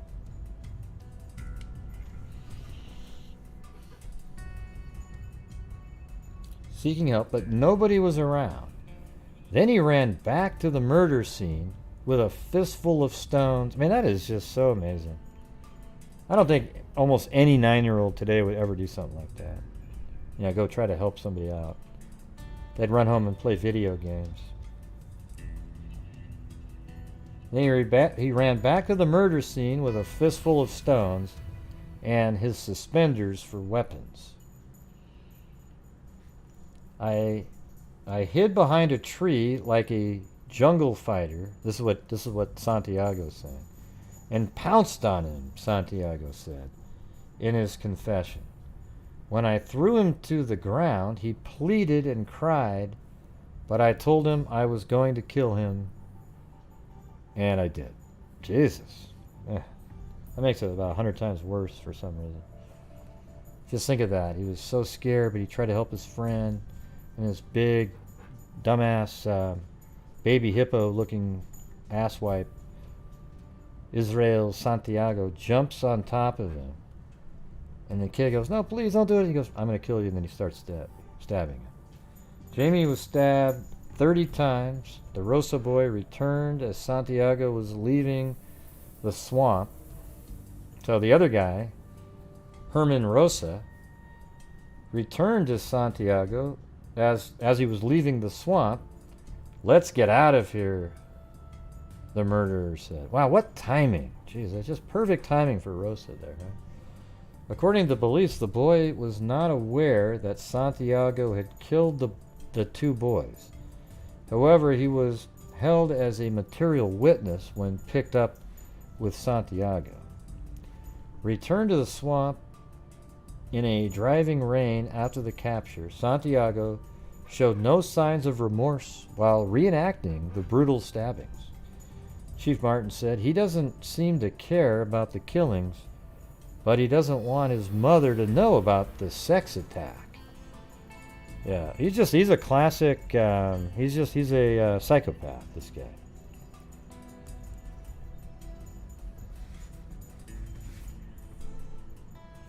Credit for solving the crimes went to Detective Joseph Salas, a Spanish-speaking officer who received a tip that Santiago was the killer, and Detective Frank Rinaldi and Frank Torme. Okay, so I don't know. I didn't hear anything about somebody yelling something at the funeral on that one.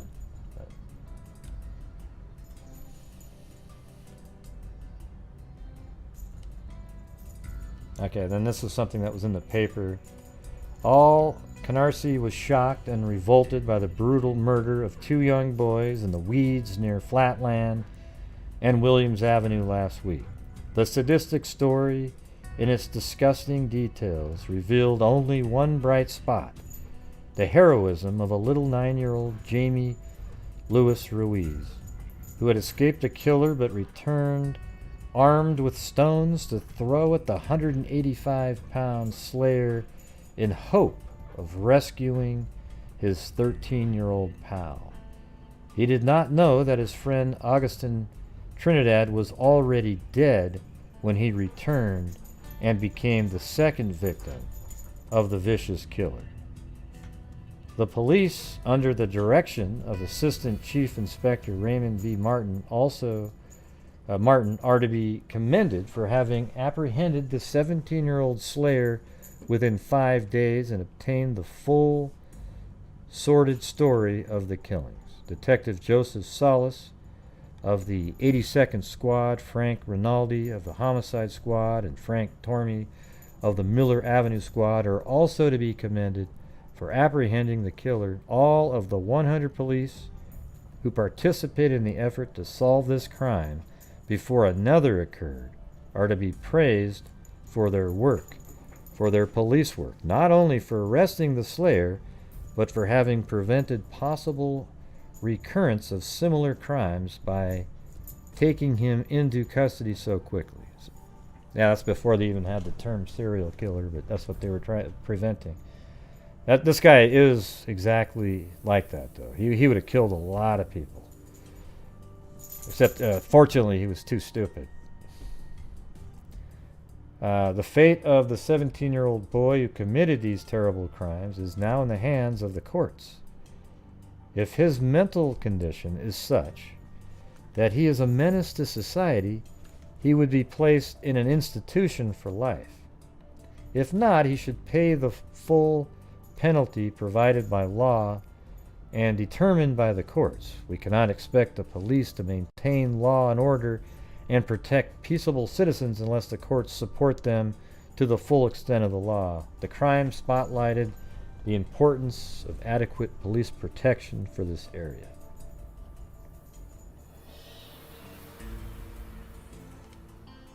And then this is September 10th, about 3 weeks later. This is the little 9-year-old that ran back. This is Trinidad, probably when he was 8, you know. I don't think, or 10 even. I mean, I don't. This isn't what he looked like at the time. I don't think that looks too young for that.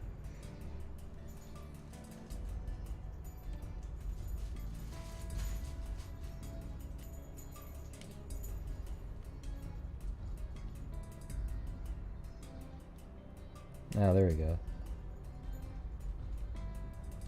That's him. Look at that. What a crazy looking killer, right?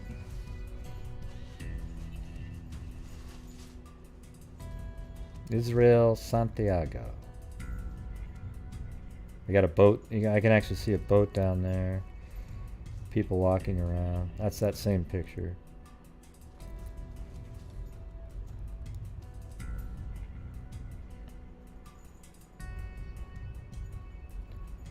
Boys love their bikes. Took them on a ride. Boys' love for their bike took them on a ride that led to a shocking tragedy. A bike meant freedom for Augustin Trinidad 13 and his pal Jaime Louise 9. Freedom from involvement with the street gangs and the entrapment of the crowded block of their East New York neighborhood in Brooklyn. Freedom to roam as boys must and to explore nearby Carnassee's expansive marshy shore with its dank smell of mud flats and brackish tides. The bike, a rebuilt job, battered and long ago repainted blue and white, looked as if it was put together with a string. But it easily supported its two skinny riders.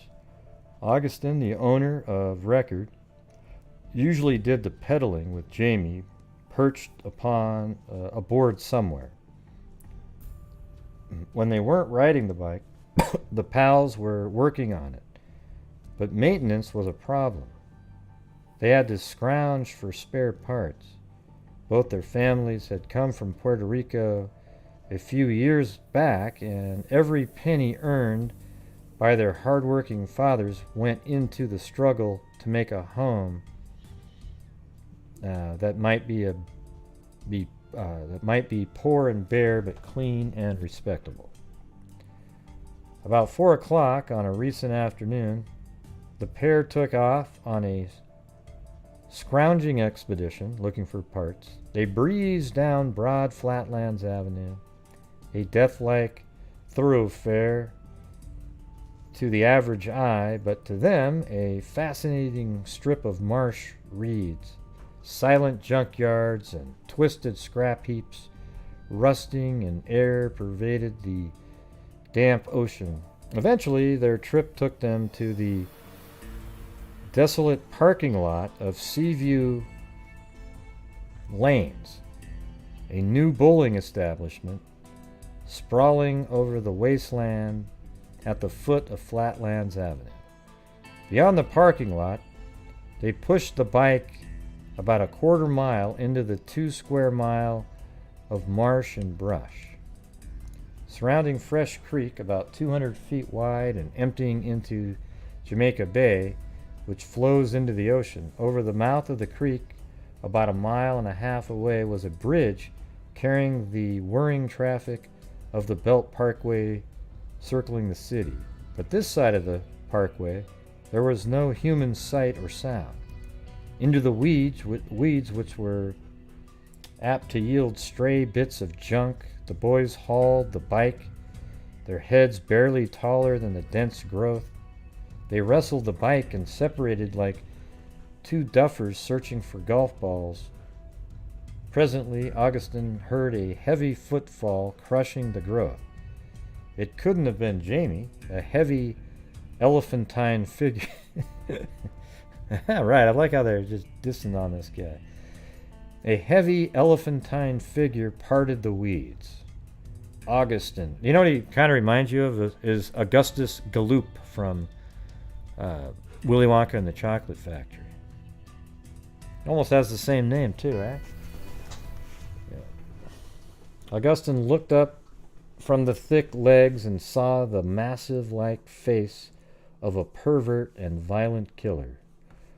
Around 6:30 p.m., Amado Moro, 40, a hospital worker and part-time junk dealer of 257 Leonard Street, Brooklyn, went foraging around Fresh Creek and found Augustin's body. It was stripped nude, gagged with dirty cloth, covered with stab wounds, and the hands bound with string. Uttering a cry of horror, Morrow stumbled back towards the bowling alley. On the way, he spotted John McDougal, 38, a steel worker who lives in a nearby development at 996 William Avenue. McDougal was enjoying an end-of-the-day siesta on a broken-down pier jutting into the creek. So he's taking a nap. Boy, what a nightmare it turned into be. Hey, mister. Hey, mister, Morrow shouted.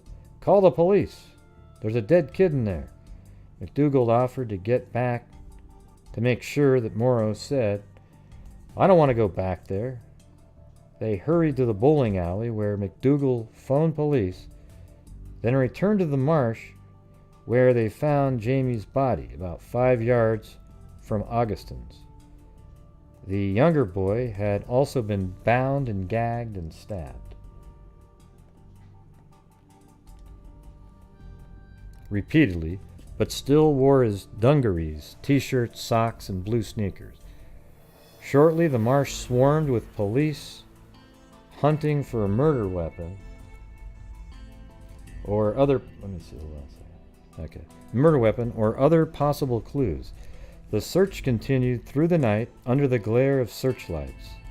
Assistant Chief Inspector Raymond V. Martin, who took direct charge and mobilized a force of 200 detectives to crack the case, called it the most brutal crime he had ever seen. The 2 small victims were taken to the Kings County Hospital morgue. Augustin's body bore deep scratches on an abdomen and 24 stab wounds. The younger boy had been knifed 30 times. At first, Martin theorized that the boys were victims of a Cape Man gang, a type of youth gang roaming the area and preying on the lone boys or stragglers, with the Cape Man urging the members on the greater acts of cruelty. But this theory was rejected when an autopsy revealed the older boy had been the victim of a sexual assault. The killings threw a pall of fear over the low-income housing developments on either side of the Fresh Creek marshland. Streets were bare of children as word spread. The badly shaken McDougal father of 6 said his children had played in the marsh but vowed they would never be out of sight again. Just like Delphi, everybody. It's the same shit. You know, as soon as something awful happens, it ruins it for everybody. Let's see. The badly shaken McDougal father of 6 said his children had played in the marsh but vowed they would never be out of sight again. The boys' identities were not established until 11:15 that evening. So really late. Augustin's mother, Mrs. Anna Trinidad, 31, walked into the Miller Avenue station house with her daughter, Anna, 11. Since the woman spoke only Spanish, she had brought her daughter to interpret. Timidly, she pushed the girl towards the desk lieutenant. Anna said her brother, Augustin, and his pal Jaime Ruiz were missing. Detectives looked at each other and quietly took the women and girl to the squad room. They then sent for her husband, Augustin Trinidad Sr., and William Renta, Jamie's stepfather. At the morgue, the men identified the boys' bodies. Detectives took Mrs. Trinidad home and broke the news. At first, she refused to mount the stairs, clinging to the banister. Then she collapsed. A reporter carried her upstairs and placed her on a pink bedspread in a room with pink painted walls and no windows and a single naked light bulb. He left as Mrs. Trinidad, surrounded by several women who were waiting for her to come home, began to shriek. The Trinidads, who live at 609 Blake Avenue, have a son, Benjamin, 5. The father is employed making handbags. Jamie's family lives a few doors away at 392 George Avenue. Okay, we've already shown that. It's right here. Trinidad's live there, and Ruiz lived in these apartments. I don't know if there were apartments back then, though. I can't tell.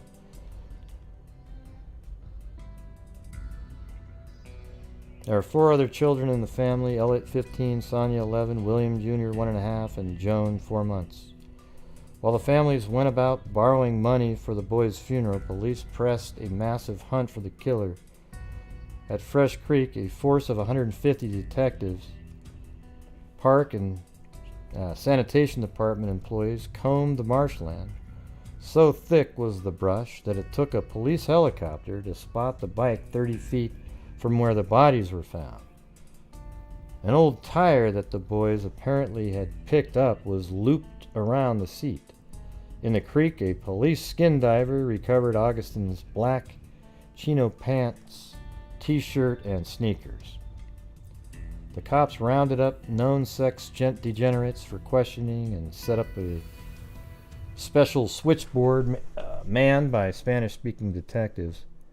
Pleas were broadcast for anyone with any information to dial the special number with assurance all calls were confidential. Dr. Harry Lebert, chief psychiatrist at Creedmoor State Hospital, an expert at formulating a criminal description, a profiler, submitted a report at the request of the police. He described the killer as a young, powerful adult with some mental distortion. He also said the killer was sore at the world and his mood of murderous rage would return when the smoke is cleared and he feels safe to prowl again. Yeah, it's pretty accurate.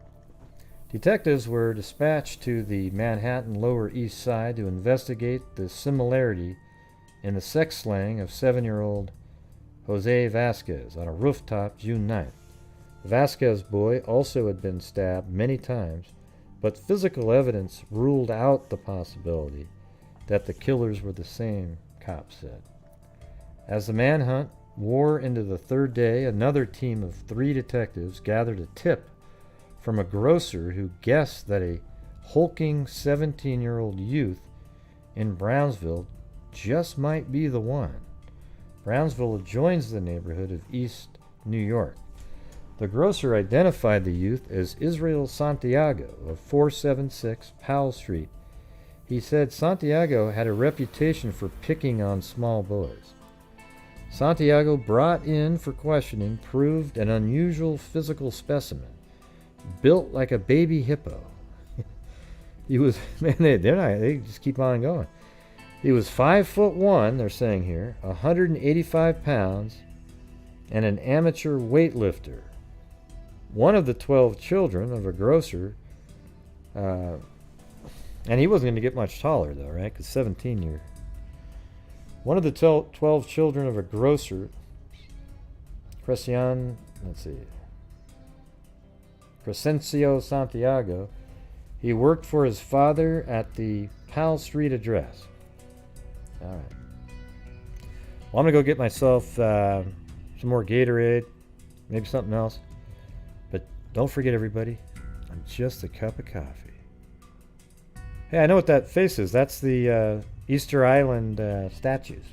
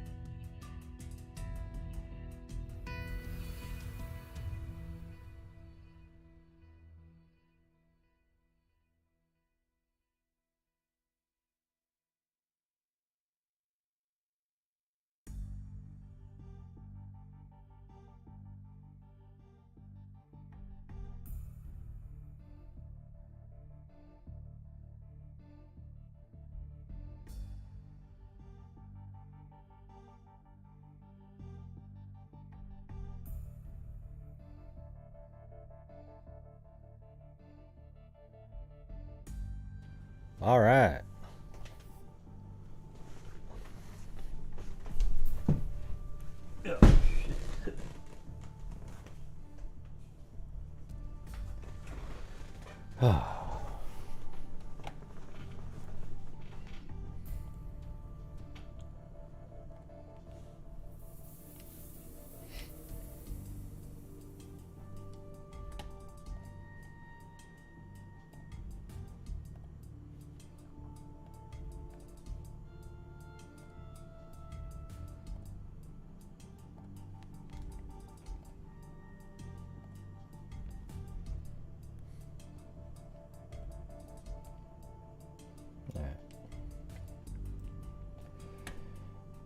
Where were we here? Where are we? Alright. Psychiatrist aides Dr. Harry Lebert, chief psychiatrist at Creedmoor State Hospital, an expert at formulating a criminal description. Yeah, we already got that part. Very accurate there. Let's see. Detectives were dispatched, and then it said, I think we were down here where it says he's 5 foot, 185 pounds, and an amateur weightlifter, one of 12 children. All the children are married except Israel and 2 brothers. With unruffled calm, Santiago told the detectives he was not near the marsh and gave an account of his activities. Next day, a Saturday, Augustin and Jaime were buried in Evergreen Cemetery, Brooklyn, in plain white painted pine board coffins after services at the funeral chapel. Scores of Spanish-speaking detectives and policemen mingled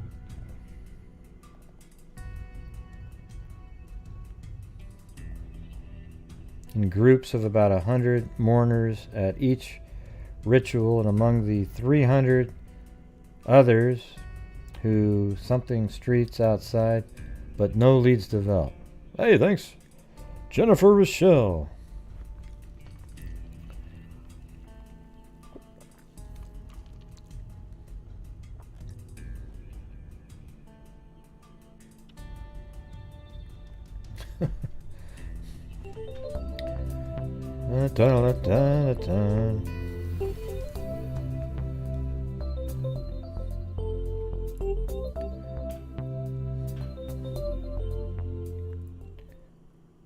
At 9:30 a.m. Sunday, the detectives had Santiago back in the Liberty Avenue station house.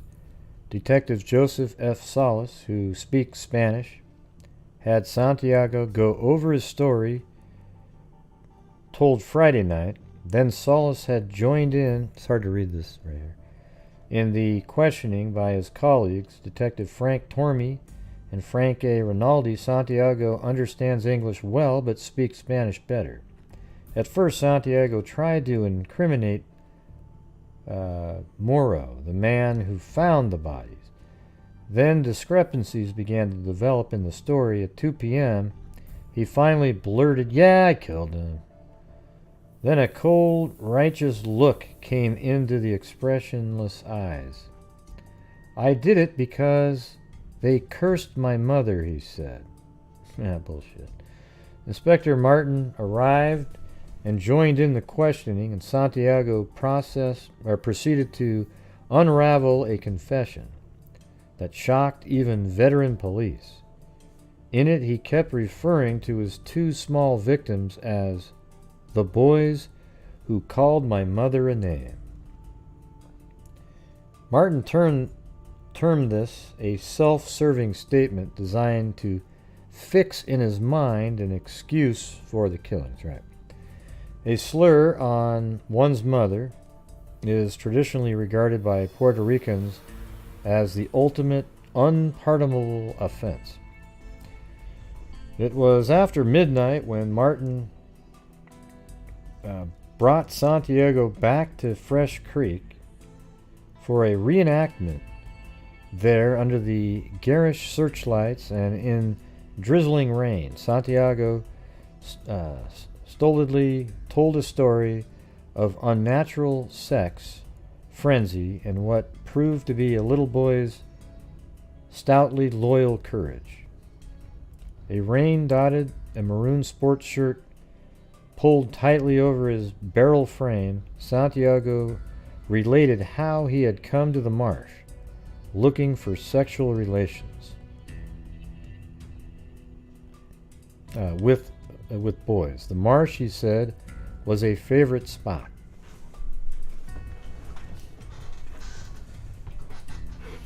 Are you guys still interested? Sends companions away. With him that afternoon, he said, was a friend, Herman Rosa, 15. And when Santiago spotted Augustin and Jaime in the weeds, he sent Rosa back to Flatlands Avenue for cigarettes and advanced on Augustin. With no sign of emotion. Thanks, Ozo. With no sign of emotion, Santiago told how the 13-year-old tried to fight him off. In a frenzy, Santiago stripped Augustin, bound, gagged, and ravished him, then hacked at him with a 6-inch paring knife. The commotion brought Jaime running, and the 9-year-old raced towards Flatlands Avenue, screaming for help.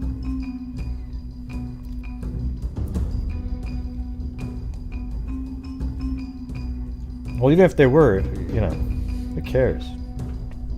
They're not stupid.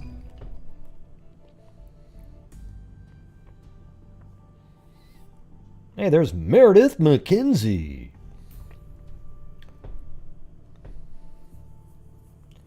The commotion brought Jaime running, and the 9-year-old raced towards Flatland Avenue, screaming for help. Finding no one within earshot. Yeah, that's just so much. That's so courageous. It's crazy. He armed himself with a few rocks and raced back to his death. Thanks, Holly.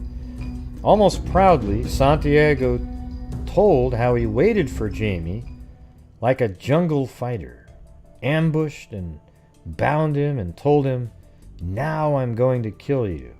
As Jaime cried and pleaded to live, Santiago stuffed the boy's mouth and started digging the knife into him. Santiago then told how he hurled the knife away, grabbed the bike, and hurled it in the 30 feet into the brush. In the 30 feet, I don't know, that's not worded correctly. He thrashed back through the weeds in time to meet Rosa, returning with the cigarettes. "Let's get out of here," he told Rosa. I felt as if I had a fit, Santiago related to the cops. I was sweating. Back at the station house, he calmly puffed a cigarette as he gave a detective the facts of his life. Later, he acknowledged his confession in a lineup at police headquarters. In adolescent court, Brooklyn, he refused to speak, remaining silent even when Magistrate Albert S. McGrover asked him if he had counsel. He was jailed without bail on a homicide charge.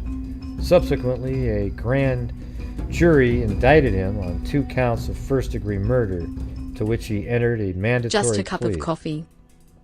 Well, thanks, Cindy Lean. A cup of coffee is just fine. Thank you, Lynette Burns. Is that you in the picture? The little phone? It looks like you're you're singing the telephone song, or whatever it's called, that you see in plays.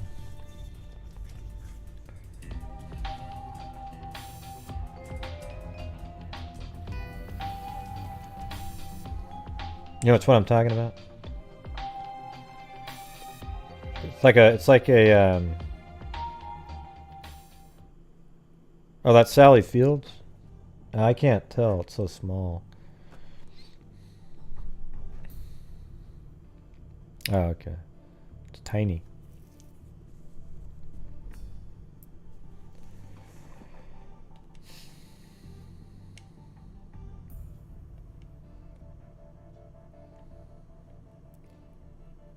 He refused to speak, remaining silent, even when Magistrate Albert McGrover asked him if he had counsel. He was jailed without bail on a homicide charge.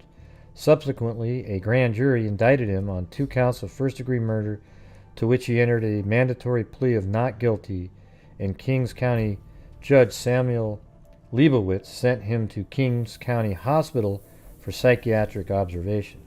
Inspector Martin characterized Santiago as a catatonic type, speaking with a stony-faced, trance-like rigidity.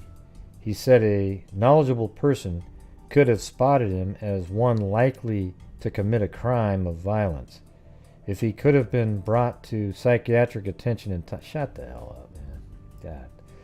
Martin doubted if Santiago had ever seen the 2 victims before, let alone heard them curse his mother. Right, so that was bullshit. And then about a year later, the teen pleads, this is 1962 in November. Teener pleads guilty in 2 stab murders.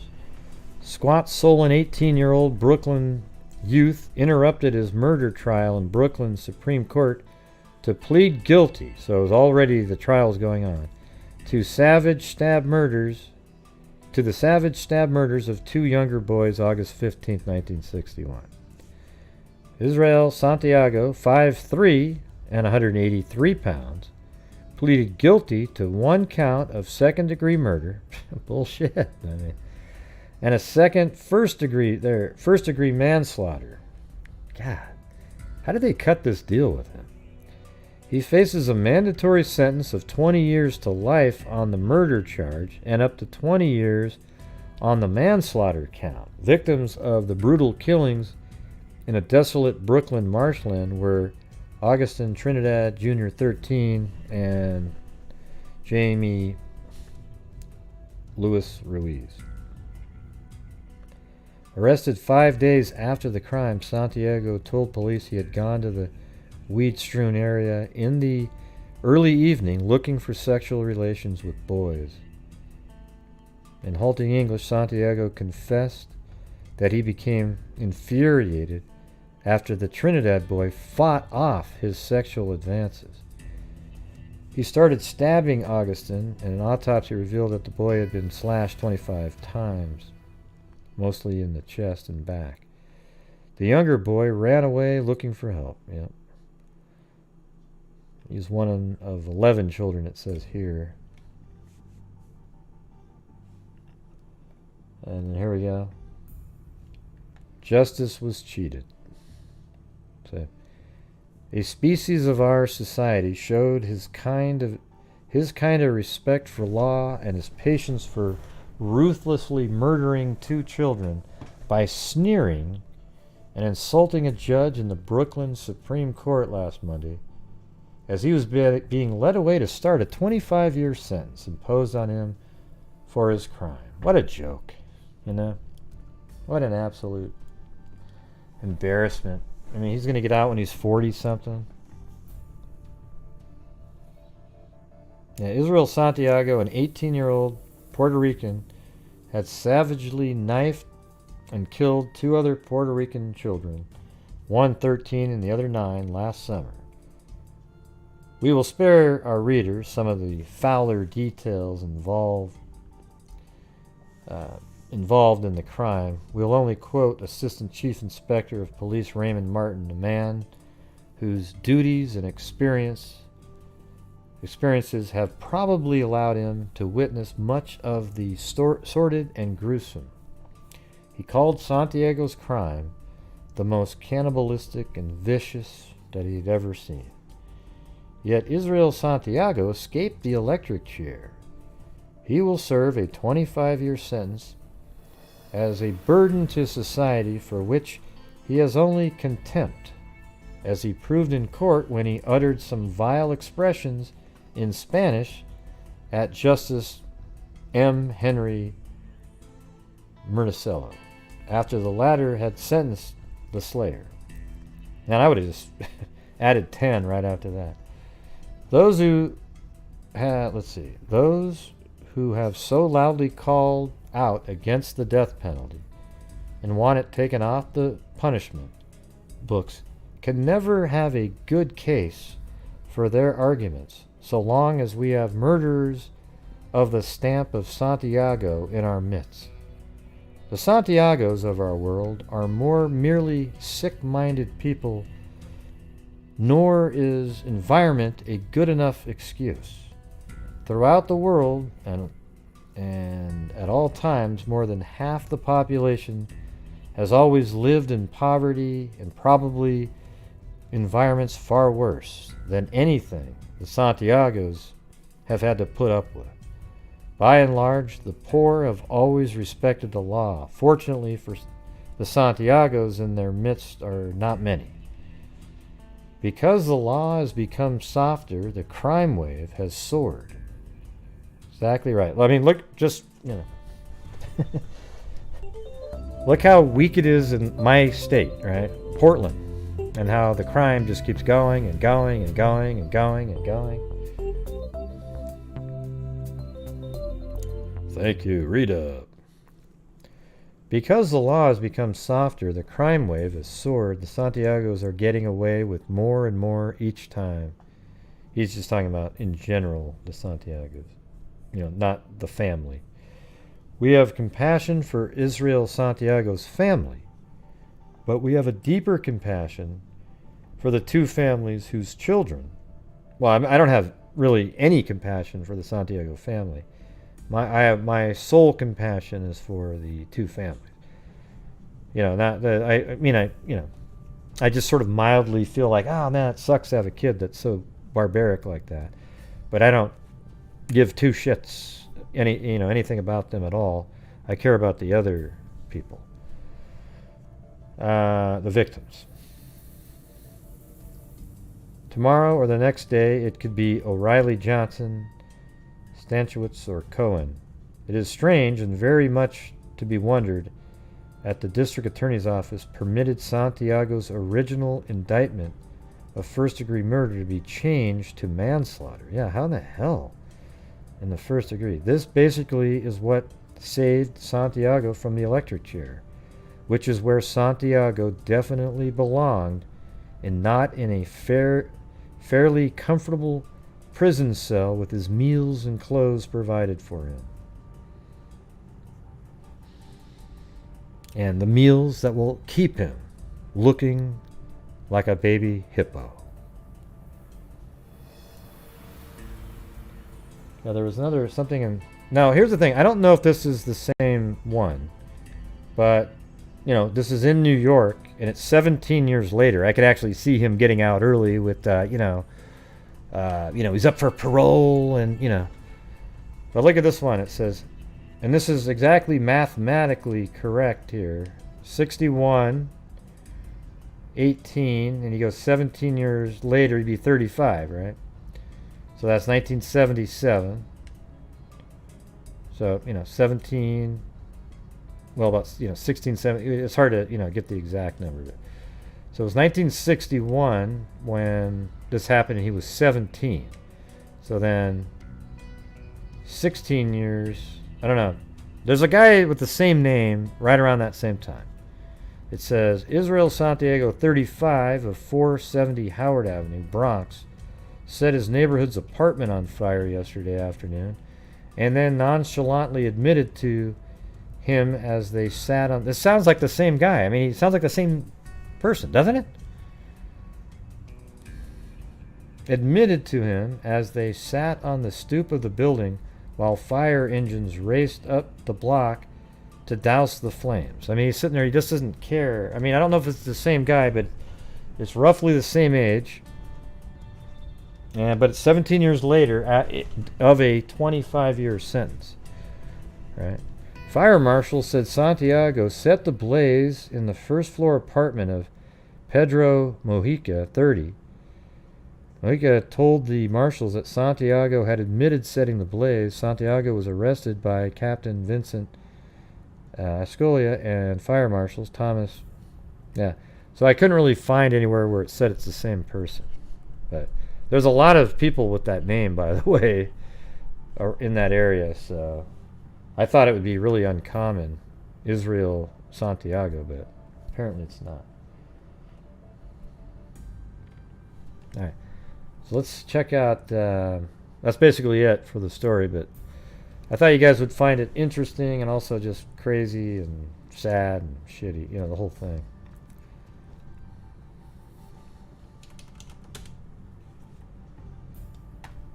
Stumbled upon that one. Hey, thanks, Spaghetti Lee.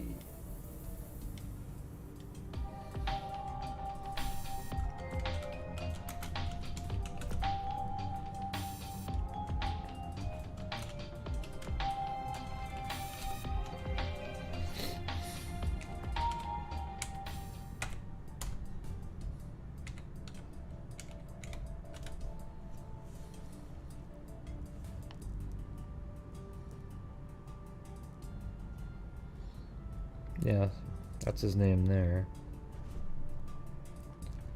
Maybe I'll get rid of, do like,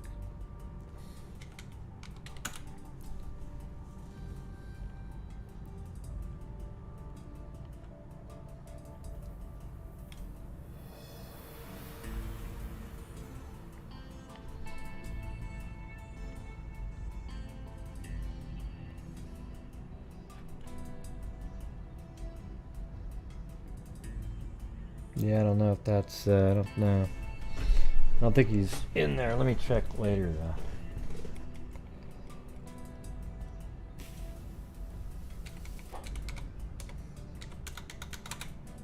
Thanks, Lee D.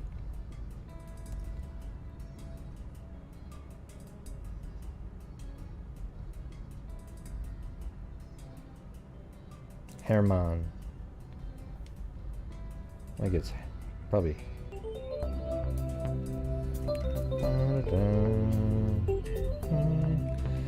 Yeah, I don't know. I don't think, maybe that guy had nothing to do with it. Just seemed really weird.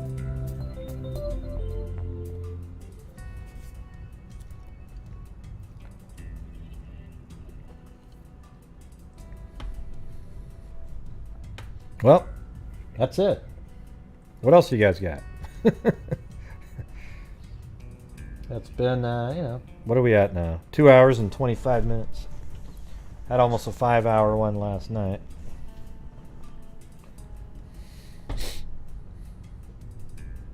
Yes. No problem. We can do a, let's do a newspapers.com session. Like, let's try to find like a old time and something. Like a, how about like something like 19, here's what we'll do. Do like 1925 to 1950, and then something like nude body found, or not there. Give me a location. Give me a location for this time frame where there was people. Some states don't have very many people in 1925.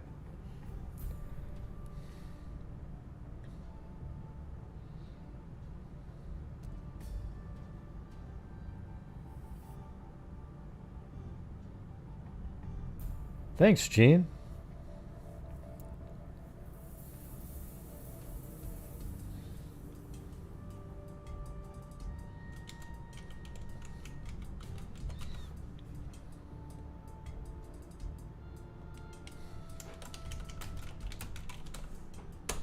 There we go. Well, there you go. I'll go to Oklahoma right after this one. Because Juju pot. Well, you know, I'm gonna switch it over because she did it the right way. Chewbacca? Hold on. I'll be Chewbacca if you want me to. Oklahoma.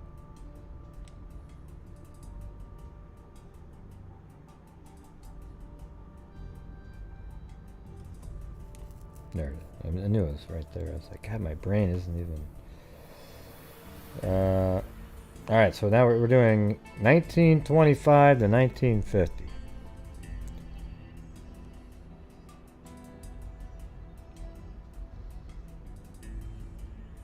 Yeah, how about this one? This looks like a serial killer. 1928. Murdered girl's nude body found, right? In California.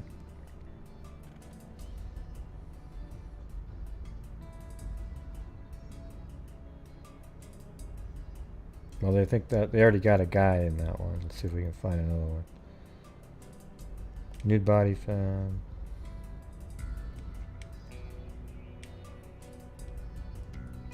God, look at that lady right there. Does that look like 1935 whatsoever? Look at that.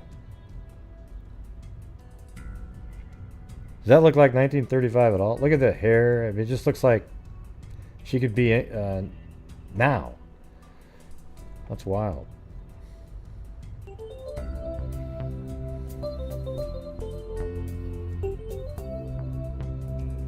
Her hair tasseled by sea breezes and smiling, perhaps at her success of being alone. Greta Garbo. That's who it is.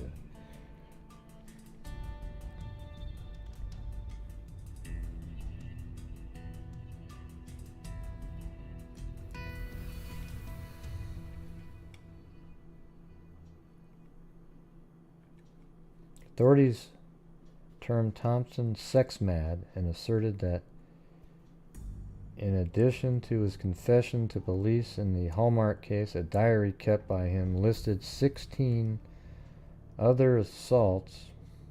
16 other assaults. Champion did not plan to subpoena other alleged victims.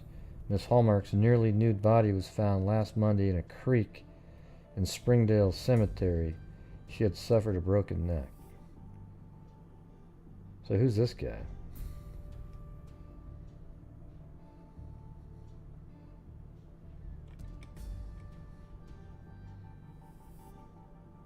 I don't even know where that... I hate the way they do the papers back then. It's like a jigsaw puzzle just to figure out which one of these goes up. Maybe it's on page 1. Let's see. Slayer to die before firing squad. Oh, look at that. That's how it's going to be. He's going to sit in a chair and just... Bullets to end Utah Slayer's year of dodging distribution. What's his name?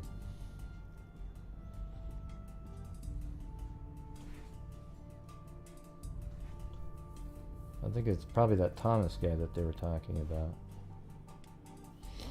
Well, this isn't part of the show you'd be educating your friend about, Gene. We're just kind of randomly looking at crap right now. For 5 years, Delbert Green sentenced to die for the triple murder. I think it's a different person. Ah, screw it. Let me find something.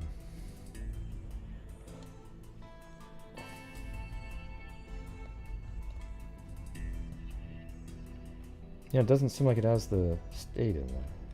Yeah, Oklahoma.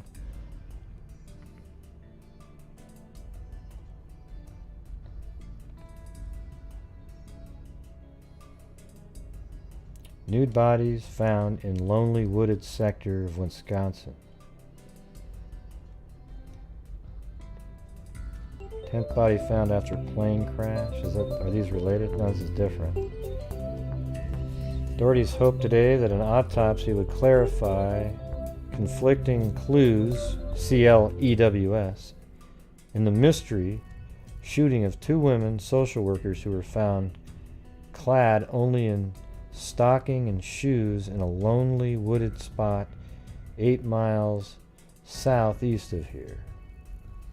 The victims, Miss Neil Petrangeli, 30, and Miss Dorothy Bond, 32, were killed while en route from their homes in Kenosha to Sparta, Wisconsin. 1941, Oldsmobile couple were stolen. Is that a different one? Let's see. Oldsmobile Coupe. No, an Oldsmobile Coupe, Coupe were stolen, but their rings and watches were not taken. So the car was just more of a transportation mechanism. It wasn't for robbery. Sheriff Wallet T. Jenkins of Monroe County believed the crime was motivated by more than simple robbery. See? See that, everybody? The experience we get.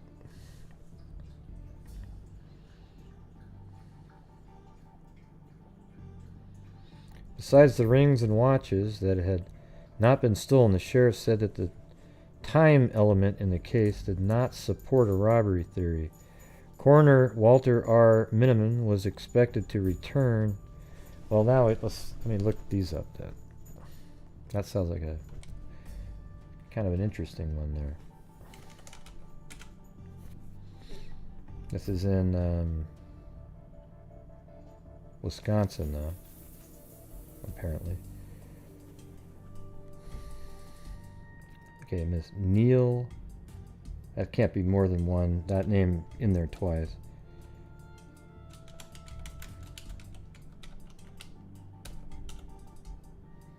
I hate how they don't put the woman's name in there. Thanks, Michael Callahan.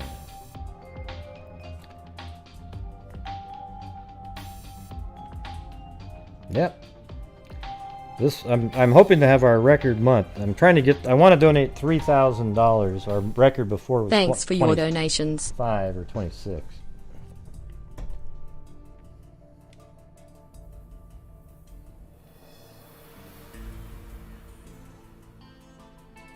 Yeah, that says 1944. Huh. Well, it's weird because it's.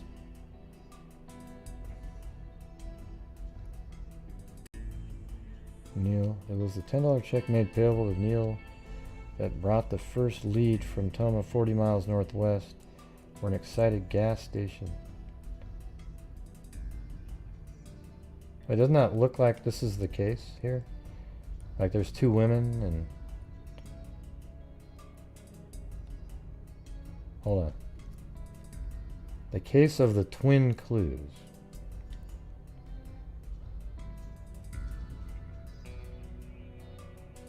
They were Miss Nell John, case of investigator for... Both girls had been driven to their home town of Kenosha for the week, and evidently were on their way back when they met their tragic end. Sheriff Jenkins obtained the license number and description of the car, which belonged to Miss Pietrangeli, and broadcast this information throughout the West. It was a green 1941 Oldsmobile coupe with white walled tires. From Miss Petronelli's, Mrs. P, let's just say, mother, Jenkins learned that the daughter had with her a $10 check, a checkbook, and an oil company credit card with which she could buy oil and gas anywhere in the country. Dorothy won a little over $100 in cash when she left Kenosha. It was the $10 check made payable to Neil P. that brought the first lead from Toma 40 miles northwest, where an excited gas station owner phoned. "You better come right out here, Sheriff. I've got something for you. I read about those two girls being murdered. I've got some information about their car." Jenkins raced to Toma, where he learned Hoy easily... let's see. Probably how is probably what it meant to say. Easily a sharp criminal could turn a woman's masculine-sounding name to his own advantage. Yeah, that's right. Like Nell and Neil, right?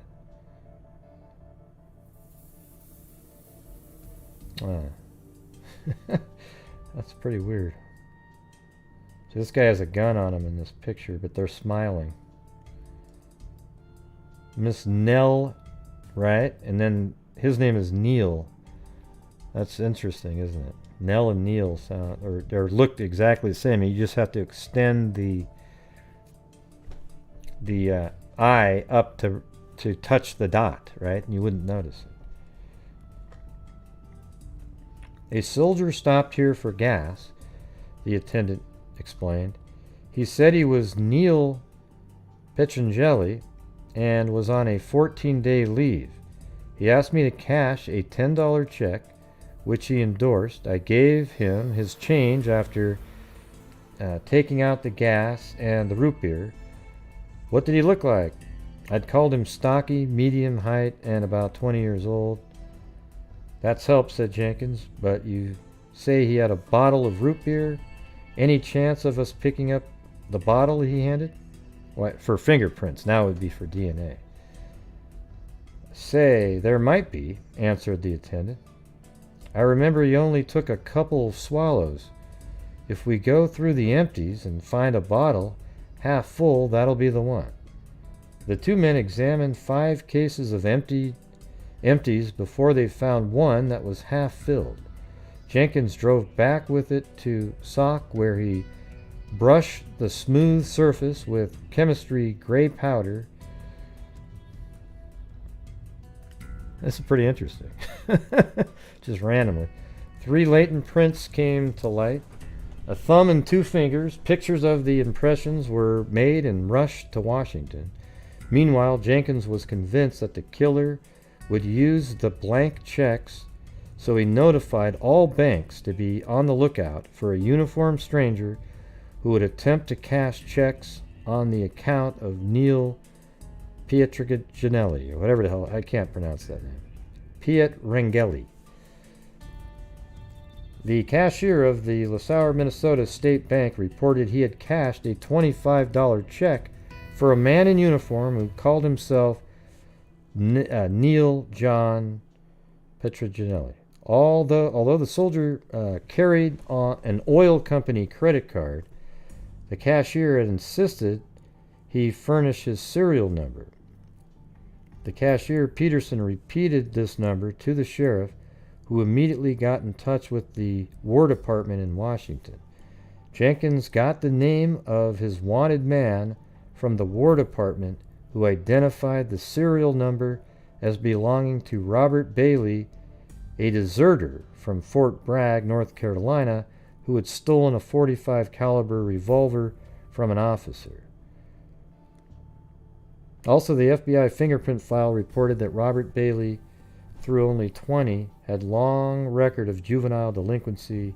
He had served 3 terms in reformatories. Oh, that was a pretty cool way they busted that guy. That's awesome. Yeah, that's freaking amazing. They go there, hey, did he drink out of a bottle? Yeah. And they found the bottle, and there was fingerprints on it, and then they realized that he must have known that, I don't know, somehow that Neil was the name of the husband. I don't know, but he was using that, and then he kept writing checks, and then they called all the banks, and then he tried to use it at a different establishment, and then he got his serial number as being in the military, and he gave the one that he had. I don't know why he wouldn't just make up one, but he did. And then that led to the individual, and boom.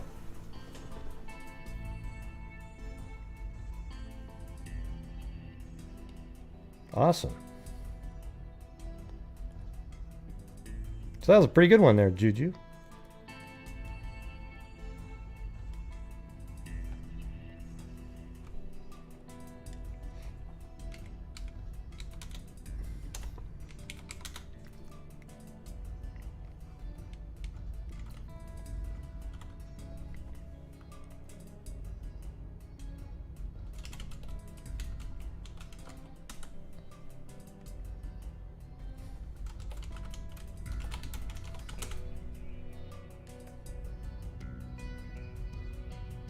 So now we're in Pennsylvania.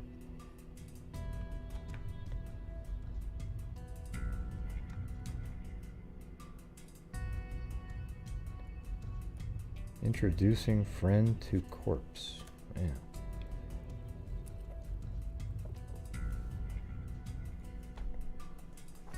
Yeah, that was pretty cool, wasn't it?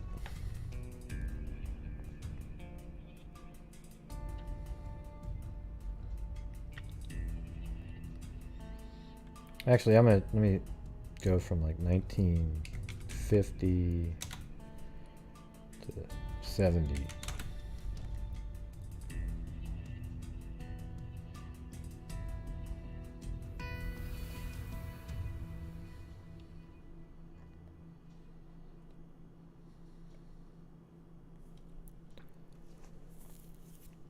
Hey. Ah. Thanks, Michael Callahan.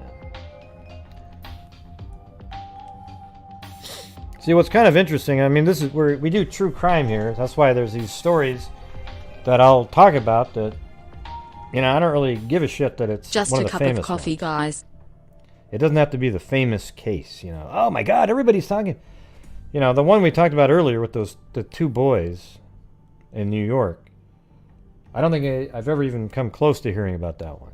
I mean, it's just, for a minute it sounded sort of vaguely like the other one on the roof, but then it turned, after I was reading, nope, never heard of this one, and you'll never hear of it again because it was solved. But it also was an interesting story about just the psychos that are out there. Look at that kid. I mean, 17 years old, and he just butchers two kids.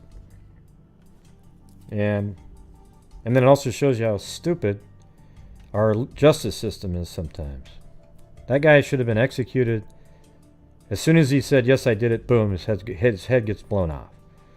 Okay? Because he destroyed two little kids' lives that were good little kids, and he's not a good person.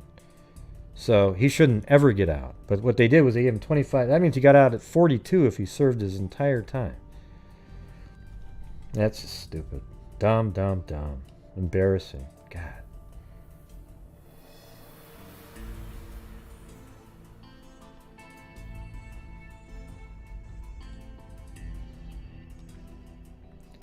Area alerted.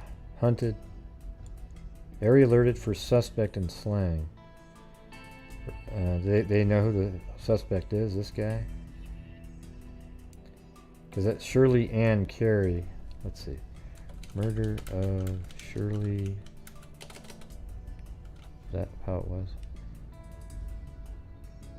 And Carey.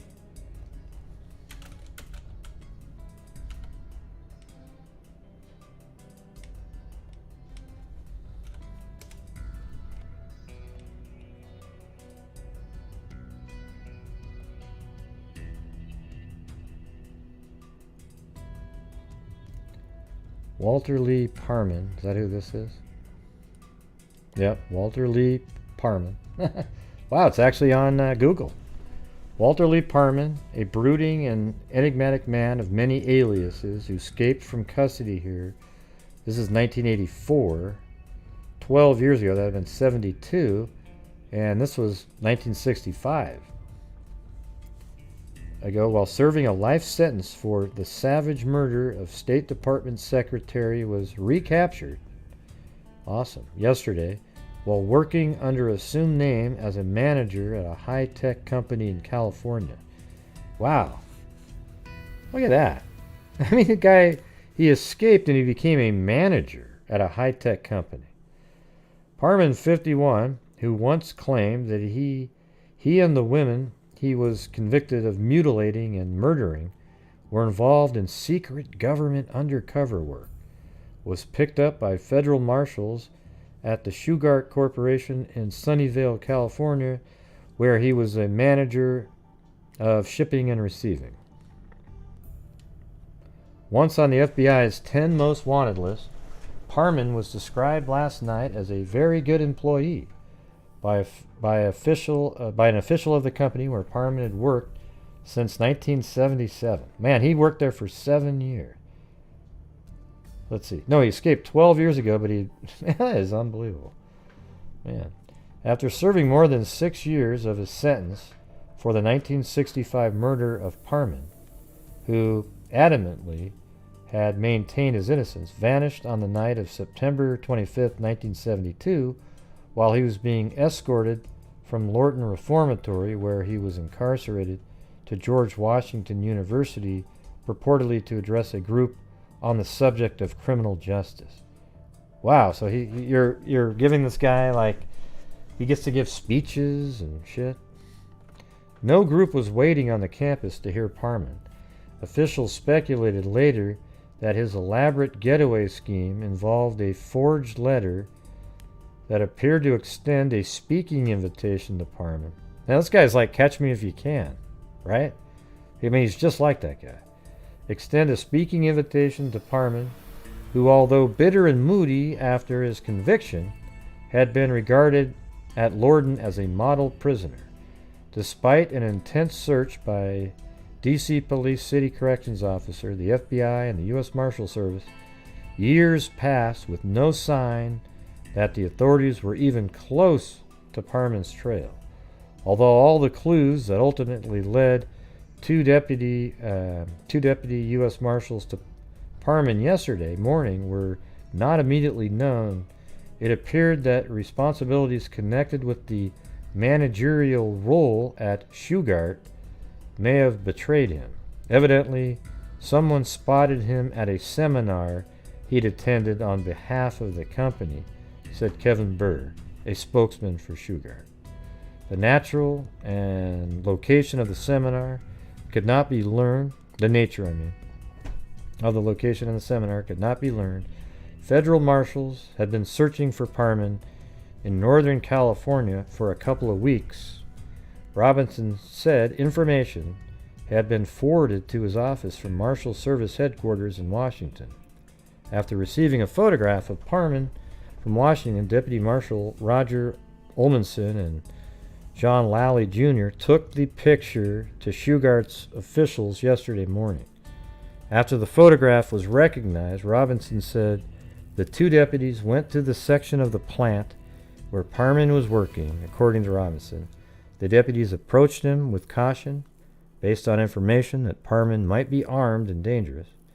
After observing Parman for a time, Robinson said the deputies determined he was unarmed and arrested and handcuffed him without incident. That's just wild, isn't it? They should. This is another one they could make a movie about. I mean, if you have that kind of ability to make a fake letter to get you out of prison for a speaking engagement, and then you break out and you're on the run for 12 years, and not only you're out on the run, you're thriving. You're literally a manager at a high-tech company, and then you get arrested again. The convict, whose IQ was listed as at 130, well above average, contended that he fabricated his confession, which subsequently was used as part of an unsuccessful insanity defense.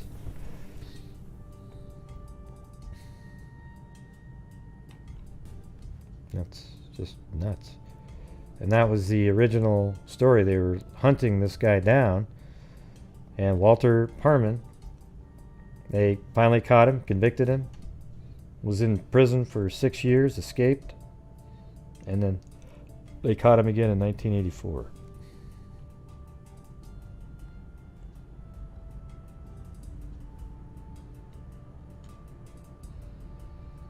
A 13-state alarm went out for Parman's arrest as a result of the death of Shirley Ann Carey, 32, a State Department secretary, whose nude body was found early Saturday in an alley in Washington. The woman is a native of Wakefield, Massachusetts. Investigations disclosed Parman and Miss Carey were last seen in Washington at about 3:45 a.m. Saturday. When her body was found, her death was attributed to strangulation and suffocation. This guy, he's one of the scariest types of people. He probably traded off. I mean, we don't know if he killed more people, but he's a genius type. You know, like right there at that level, right? Like he's very cunning and smart, and he's a killer, you know? Man. And he might have traded off not killing again to be free after he escaped from prison.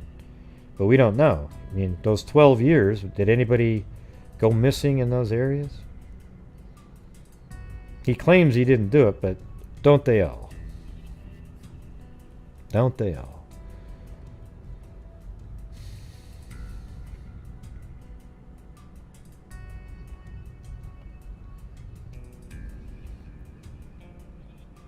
You always find, whenever there's a nude body found, it's likely a serial killer or a serial killer type with the body dumped, you know. That's why I typed that one in various locations, and you end up coming up with crazy cases.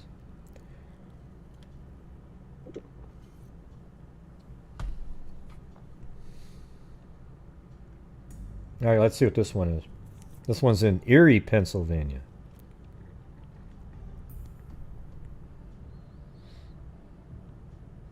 Yep, that's true, Susanna. Now that when somebody ever, well, who's ever going to type that in? See, that's the thing, everybody. Let me give you guys a hint. If you create a website for yourself, in the title tag and the description, do not put, don't have only your name of your company, unless you're like Nike, okay? For example, if you do videography or something, don't call it Susie's Perfections. That could be the name of your company, but don't put that as the title and that's it, right? Because there isn't a soul out there looking for videography work that's going to type in Susie's Perfections, because you'll come up first in that search. If somebody typed in Susie's Perfection in the Google search, your video company would probably come up first. Okay? But nobody would ever type that in looking for a videography company just in general, right? So what you do is put Susie's Perfection dash videography service, and then maybe, kind of word it where there's other terms in there that somebody might type in, okay? So just keep that in mind. Don't ever do it where, wow, look at that, everybody. I'm first when I type in my name. Right. Well, you should, because you're the only one with it. How would anybody else type that in, though? You got to think in your mind, who would type in Susie's Perfections? All right, if they wanted a videographer. And the answer is 0 people. All right. All right, let's see what this one says. An autopsy was ordered today to determine the cause of death of an Erie woman whose nude body was found in a field bordering a lover's lane at suburban Wesleyville. State police said the body of Mrs. Laurel LaCour was found in some tall weeds a few feet from a parked car.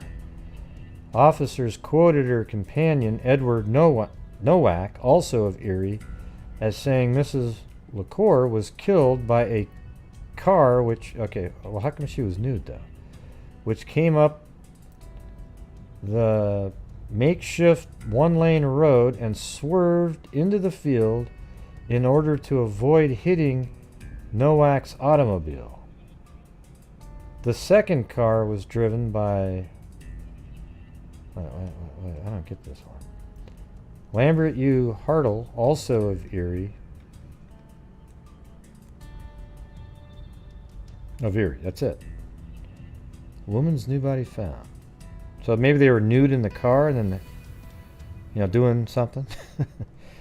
State police said the body of Mrs. Laurel LaCour was found in some tall weeds. Yeah, that doesn't make a lot of sense. Laurel LaCour. Let me type that in. Now I'm going to have to try something else. Laurel LaCour.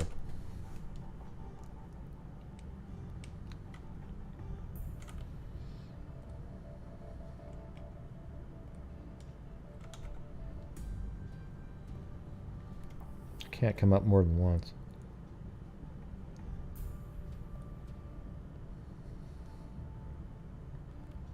Okay, so this one's on the July 1st. July 2nd.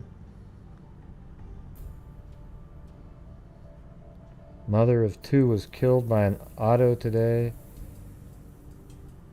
Said her car swerving to avoid hitting another auto struck Mrs. LaCour at the edge of a field. Well, why was she naked, though? I mean, has anybody... I mean, I'm not dumb where I don't know why she might be naked, but why was she standing out on the edge of a field naked?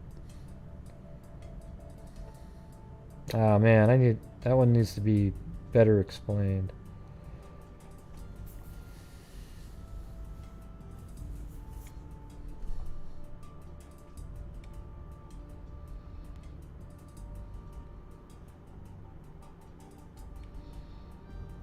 Right. Like if you had a website called Gene Fish's Encyclopedia, nobody would ever find it. Because nobody's going to type in, you know what? I wonder if there's a person named Gene Fish Encyclopedia. Yeah.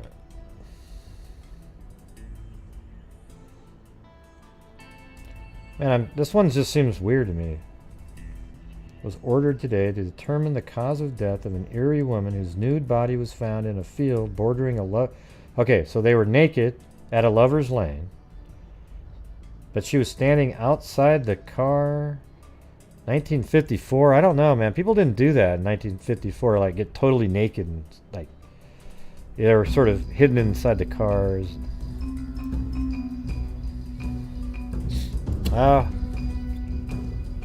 Probably. I don't know. Done a lot of cases. They're all over the place. Just kind of random. Have you done any mysterious cases in the Buffalo area? No. Well, we could try it. See what's going on, right? Let me see if I can actually type in. I think you can.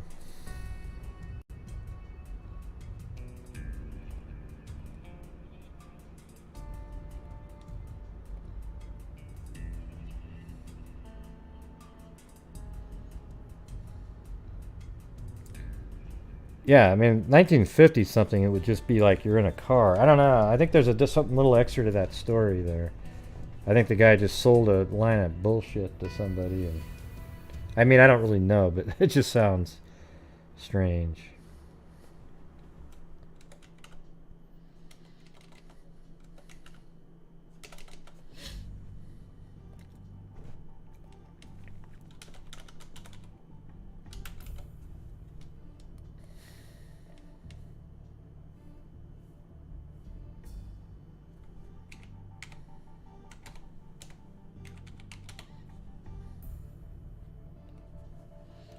What would you want to look up, Dan? But you can't say something that you already know about, okay? It needs to be something you don't even know about. See, one of the things I hate was when people go, hey, great, try this one. Ice pick and eyeball, 1942, Nebraska. Well, yeah, that's because you know a case, right? Yeah.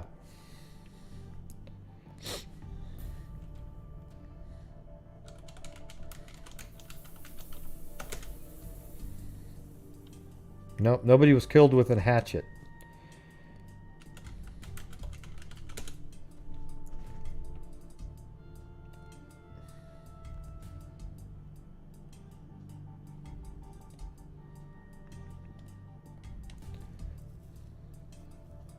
Let me try it. Well, I'm just trying something randomly. Yeah, maybe I'll look at a regular one there. Well, maybe, Dana. You just never know, Dana. There's ice picks everywhere. How about let's try it up here in New York, Buffalo. Ice pick murder. There we go. How about if I get rid of that? Ice pick murders, Boston. A man charged with the ice pick murder of a Newberry watchman. So there's an ice pick murder. There does exist to be one.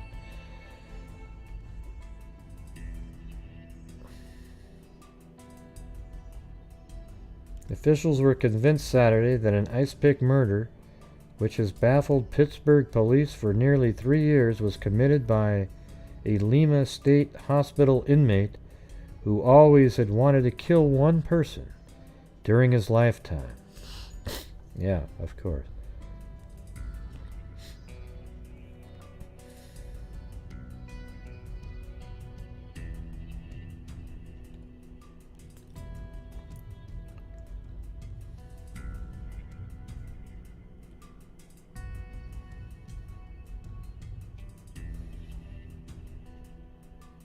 Man, I guess that's a pretty common deal. I mean, look at this. There's like thousands of them. What does it say at the top here? Oh, yeah, sorry. 285,000 matches. Never mind.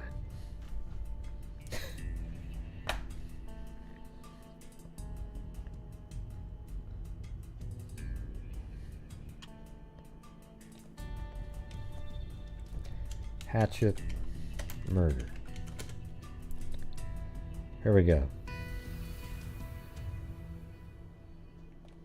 There we go. We got one in Sacramento. Investigators today admitted they are no nearer a solution. Hey, all right. What the heck? Ashley. Chewbacca? I'll be Chewbacca if you want me to be. A blowpoke. Well, here's the thing. I don't think they'd even call it that, though. Maybe a, let's see. Investigators today admitted they are no nearer a solution in the hatchet murder of George Buffington, 61-year-old hotel clerk, than they were when his body was found January 28th. Sheriff's deputies said they still are trying to trace Buffington's movements since he last was seen alive January 25th, leaving the Drake Hotel. His body, the skull crushed from blows by the dull end of a hatchet, was found in his cabin. The coroner estimated he had been dead 2 or 3 days. Deputy Ralph Bonetti said the motive of the slaying apparently was robbery. He said Buffington was known to have carried about $350 on his person. When the victim's body was found, his wallet and gold wristwatch were gone. He was tied to his bed, and his eyes were covered with adhesive tape. Jesus. What the hell, man? Some of these guys are just...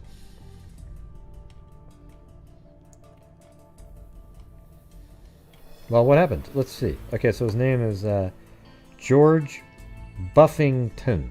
Okay. Let's try to...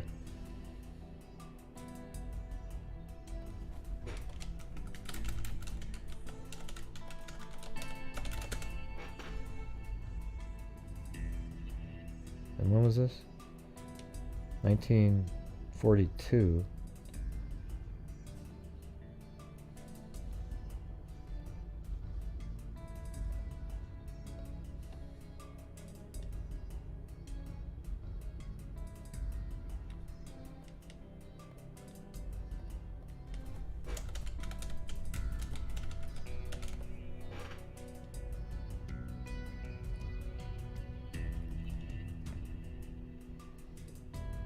April.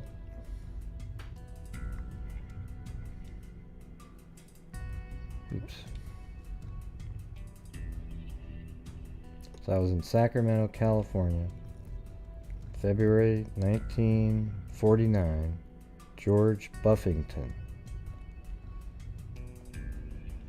So I'll just change that to 1949 to 1952.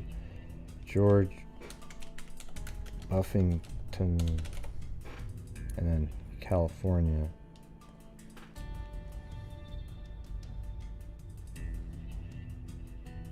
February 27th. Okay, February 7th. Let's see.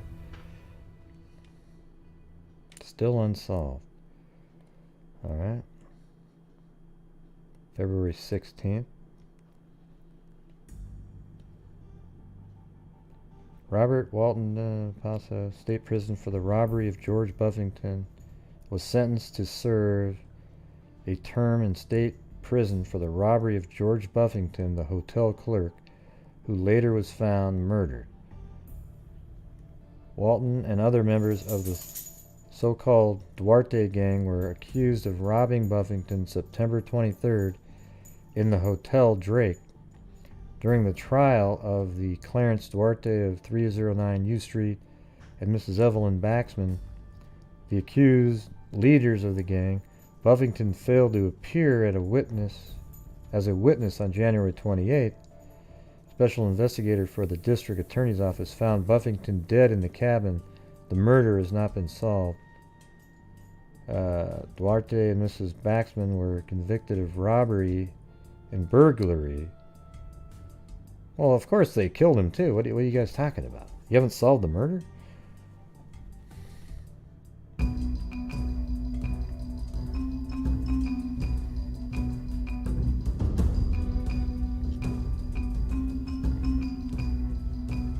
Rooney expressed doubt Cooper and George Burning, 61 years old, hotel clerk murdered in January, and were killed by the same person. The detective chief said the the method used in the killing differed.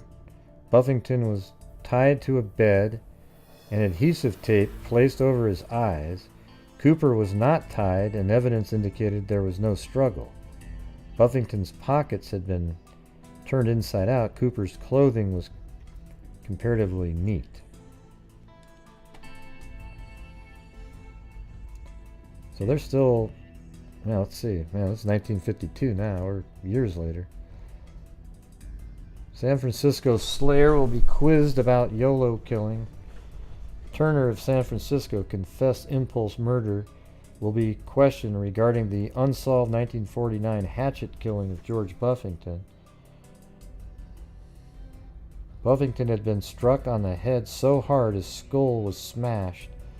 A blood-covered hatchet was found in a wood box at the foot of the bed, and a blood-smeared knife was on another cot in the tiny one-room cabin. The victim's eyes were covered with adhesive tape, which was wrapped around his head, and another strip of tape was found around his wrist. Buffington's body was discovered by A.A. Elliott, special investigator for the Sacramento County District Attorney's Office, who went to the cabin when the victim failed to answer a subpoena to testify in a Superior Court trial. Well, that's interesting, because maybe he was killed for that reason. Turner was questioned about 3 unsolved murders in San Francisco, but authorities stated they doubt whether he was involved. Urge to kill. He made the statement regarding the killing of Jacobs. I was very drunk. I got the urge to kill the old man when everything went blank.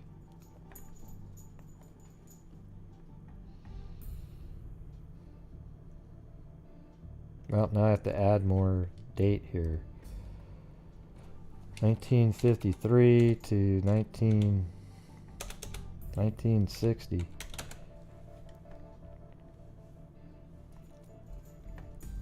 So now we're in 1954, which is outside the range I had already had. There were 2 passerbys who greatly aided in the rescue. That's probably a different George, unless he came back from the dead.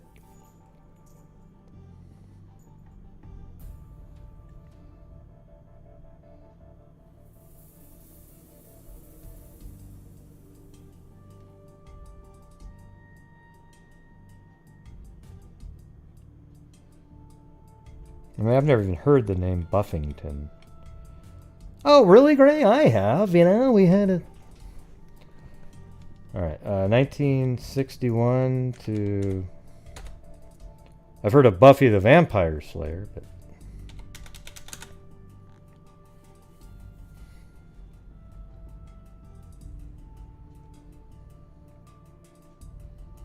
Well, I don't know. Maybe they never solved that one.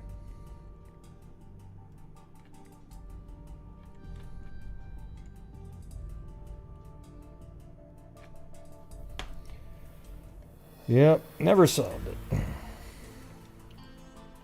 Yeah, you always go on these tangents when you do newspapers.com.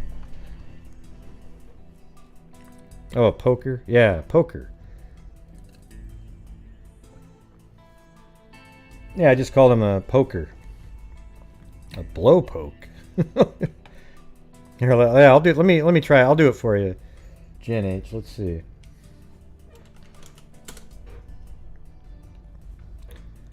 Blow, poke, murder. Okay, and then as soon as we do that, we'll try something else. We won't even put a location, but 1920 to 1965. All right. Come on, do it.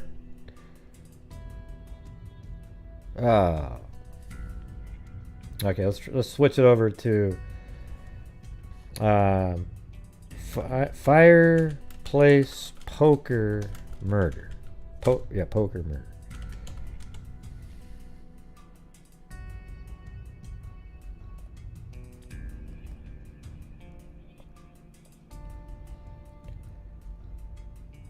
Rack but the poker.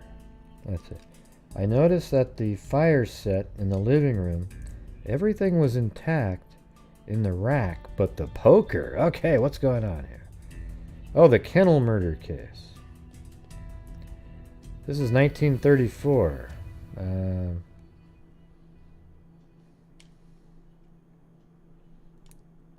wonder if that's like another big story that we could look at some point. Shifted and the murder was locked out. He knew last night. That's a big one.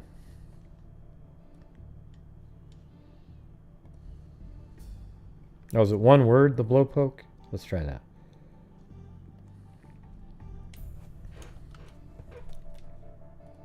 Ah, Jesus. Come on.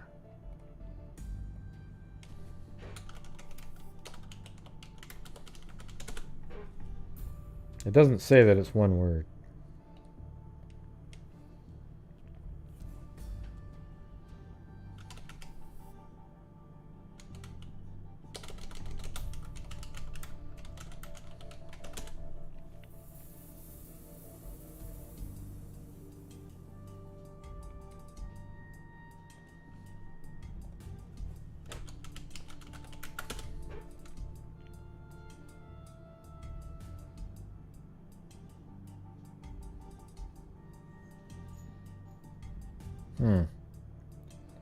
Yeah, it seems like that would come up more often, but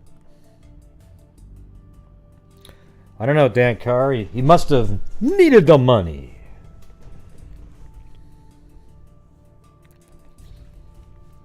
Yeah. Oh wait, there's one that says fireplace poker. Yeah, I know. I said I get the fireplace poker right across my snozzle. Okay.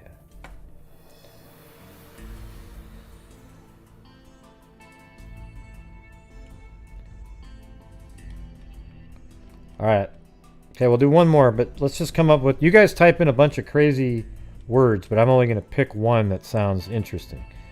Okay, but literally think of something that might actually show up in the paper, okay? Not like, oh, yeah, eyeball in a bucket and then a thing with a... You know, just, come on, come up with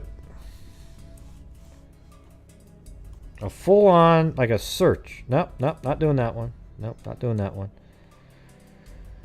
What else you got? Nope, not doing Dagger Stalker.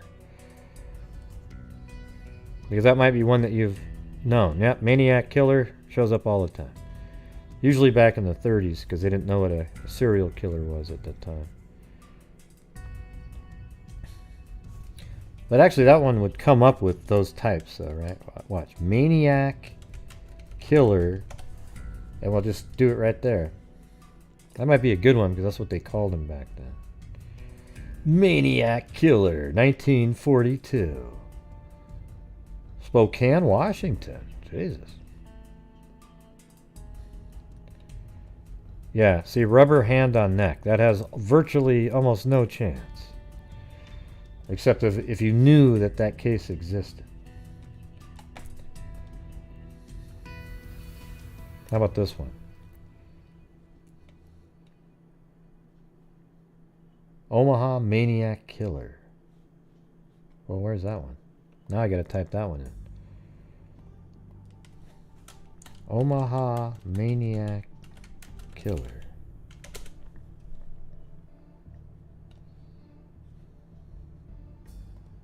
That's the same one.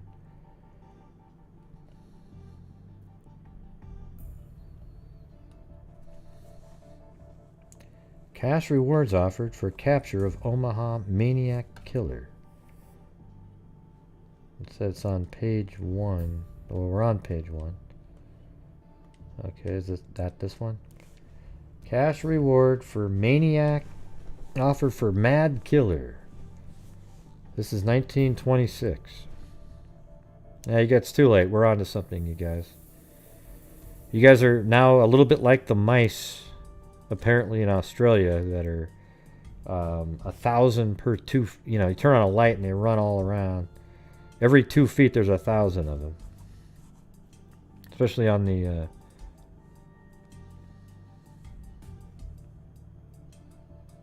yeah, no thanks, Colonel. Doesn't sound that interesting.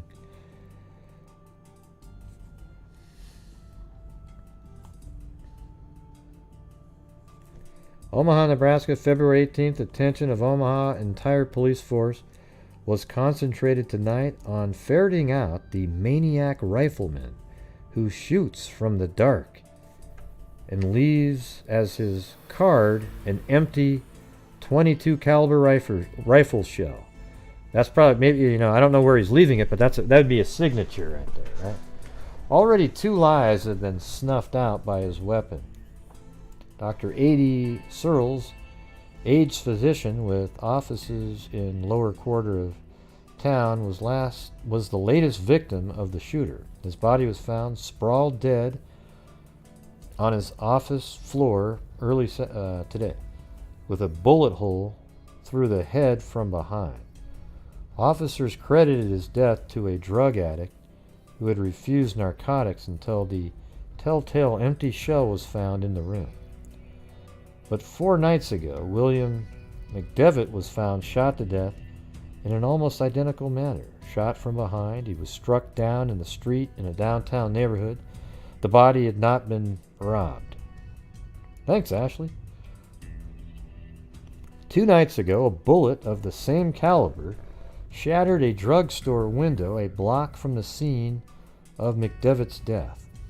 In the interim, several persons reported bullets had been shot into their homes. Telephone calls from almost every section of the city kept police running on futile hunts. Wow, it says that the rifle is equipped with a silencer was a belief expressed by police, as except in one case Mouse. there's no sound. Yeah, there's no sound of from the gunshot. So this is in Iowa.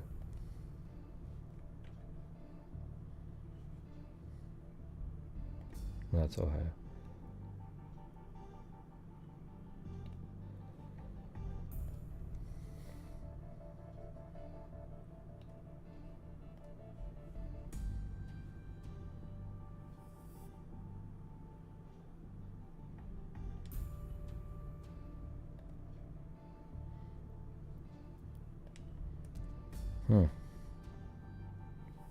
Now this is 2 years later.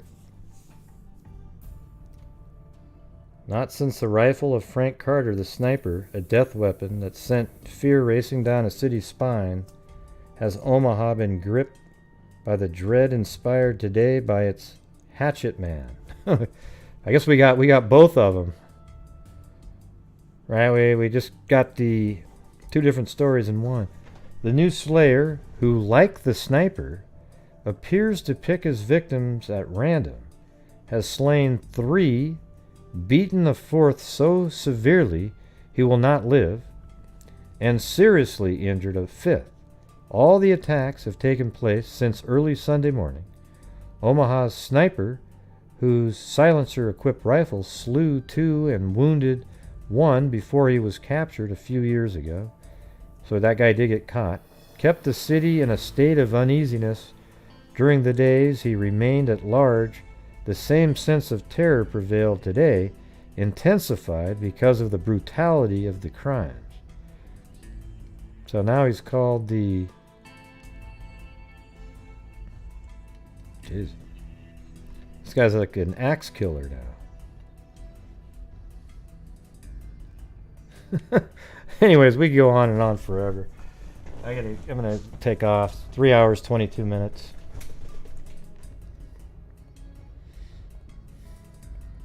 Maniacs everywhere. But that's a good keyword. So thank you, Dan Carr. I know of the word, I just haven't used it in a search. Yeah. So, all right, everybody. Thank you very much.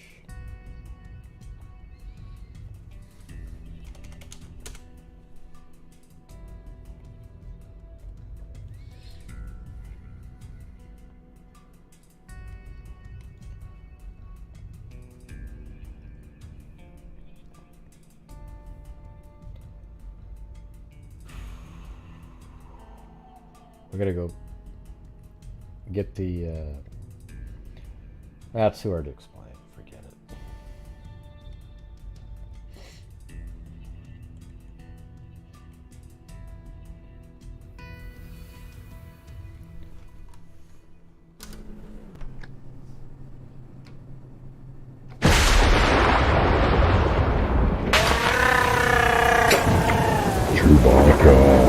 Chewbacca?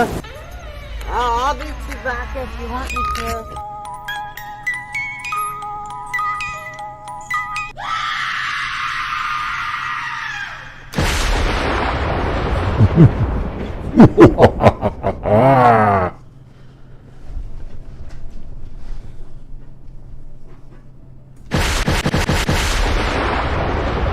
Thank you to Susanna McGillipadrick, Michelle Nicholas, Zozo, Sarita, Jen H, Mary Poppins, The Real Mary Poppins, Carolina T, Lori Stab, Jennifer Rochelle, Pecan Baby, Rita Schaefer, Mad with the cat eye, Linda Howe, as in Linda Moldenhow of the cattle mutilations, Brianna Props, Jennifer Rochelle, Zozo, Holly, Cindy Lee, Lynette Burns,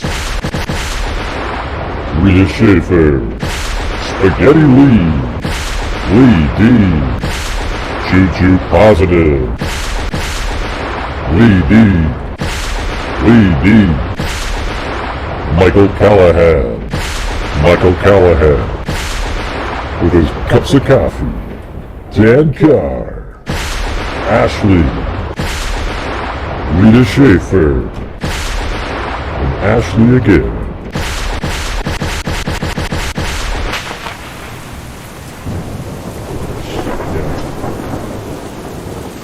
Hey everybody, I got scolded in the comments last night after I was so harsh on the people when I was talking about vaccines, you know. Apparently I don't know what the hell I'm talking about. Vaccines are, yeah, lots of doctors and nurses don't take them.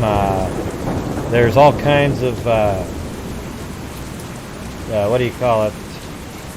Oh yeah, that I was totally wrong about but I actually looked it up after the show and I wasn't wrong, okay?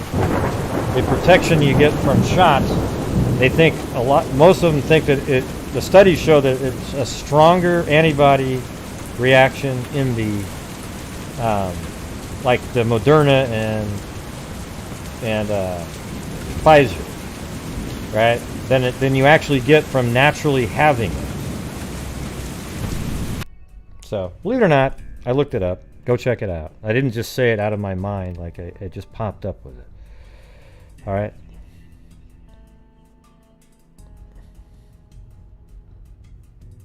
That might just be on yours. I think everybody could kind of hear me. Yeah, you get your shot.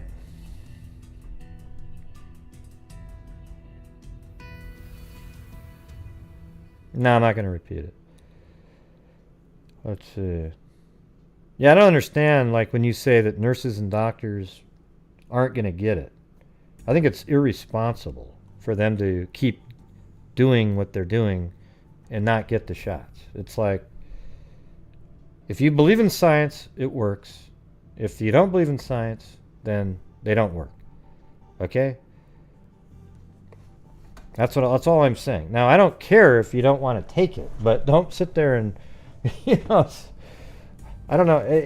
Everybody's got to be on the same page if you're in the medical community or not. You know, especially with the vaccines. If people out there don't want to take it, that's fine. I'm not going to, you know, I might go, Jesus, you're crazy.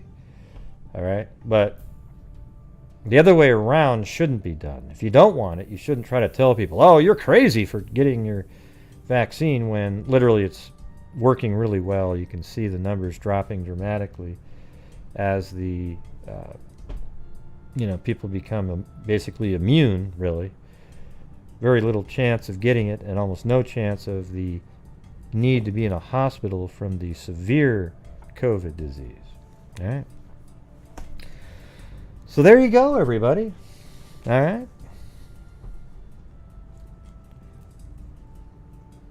I just don't know why people would get angry if you say all I'm ever telling everybody is, everybody out there, I mean, I'm not a doctor, but I'm telling you that I do have doctors I have two of the top doctors that you'll ever see in my family. You know, my dad's one of the best nephrologists that's ever lived, and my brother is he's a genius. You know, he's a rheumatologist. He writes papers on various things. You know, he's really, you know, and they're not going, oh no, God, yeah, wow, it's scary shit. The vaccines. No, they've already got theirs. They're excited to get theirs, and see, that's when I go, okay. So I'm just conveying the same confidence to you guys. All right, so I'm just conveying that to you, and if you don't want to get it, that's totally fine, but don't be irresponsible and try to convince other people not to take it because you're not taking it and you want company. Okay? Do I seem unreasonable saying that? You get it? I don't know what that means, Blake Star. Your comments make no sense at all. They're just fragmented sentences. Try to type in a full sentence, Blake Star. Type in a full sentence. Go ahead.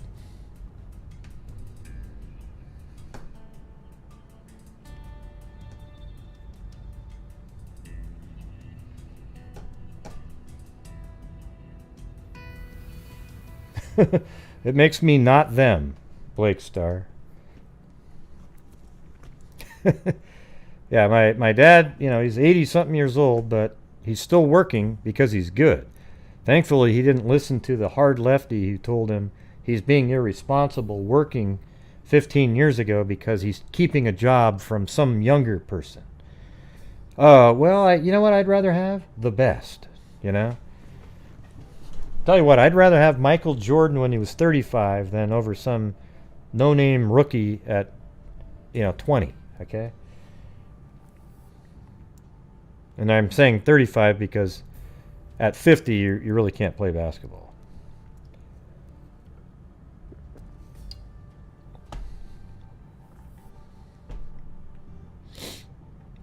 It makes me some other thing, Blake Star. But that's the thing, is I don't really understand when people get angry at you when you tell them not to convince other people not to take it. Wouldn't you feel bad if you tried to tell people, hey, don't do it, and a couple of your friends, you said don't do it, and then they got COVID later and then they died from it because they listened to what you said? I think you would feel awful.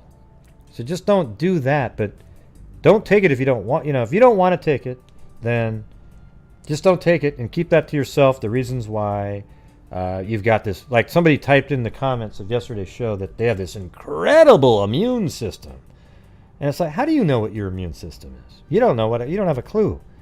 Well, you're, like, well, I do these studies on my immune system. Bullshit, dude.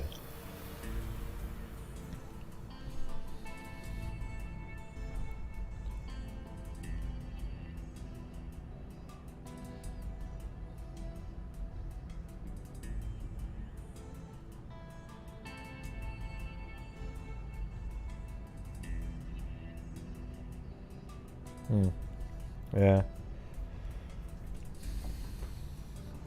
Yeah. Well, so just realize, Jennifer, when you get your second shot, you might feel like you're actually a little bit sick the next day, fever and that kind of thing, chills even a little bit.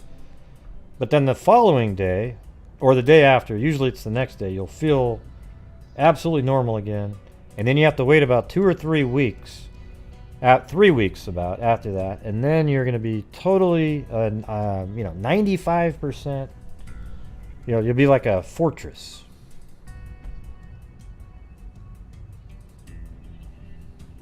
Yeah, some people don't have anything, so you might be lucky even with that.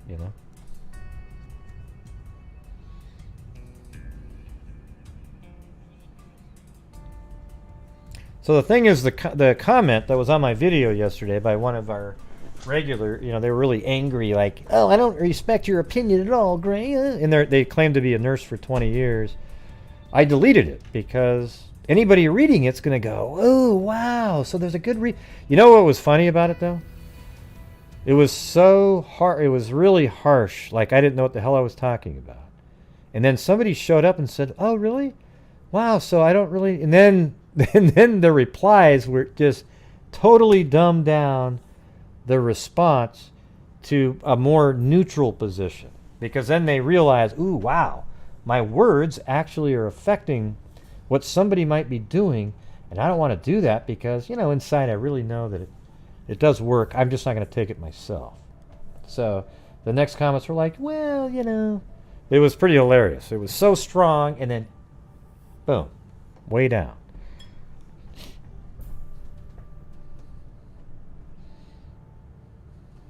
Now, well, I'm just talking about this vaccine right here.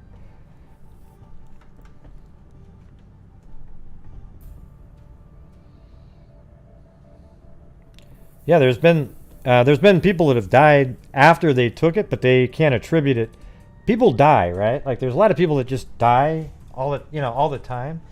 So when you're giving vaccines to 200 million people, some of those people do die naturally within a week or maybe the next day. It's just the way it is. People don't just miraculously stop dying once you start putting the vaccines. If that was true, man, the Fountain of Youth vaccine. Hey, this new vaccine, it's the Fountain of Youth. You'll live for 1,000 years. It's so just people, there's a few people that have died after they took the vaccine, but not one of them has attributed it to the vaccine. Okay? It's always some other thing that they already had.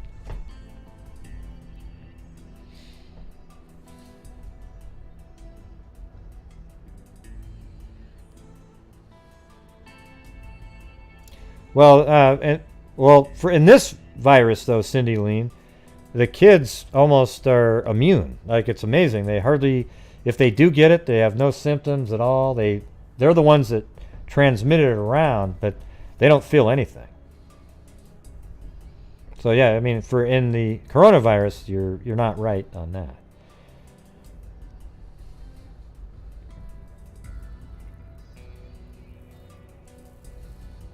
But yeah, maybe if they get the flu, they'll, their immune system kicks into overdrive more than other people, and they feel sicker than other people.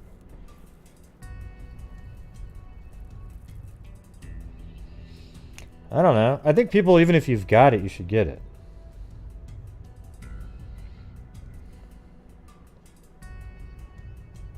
I think if they,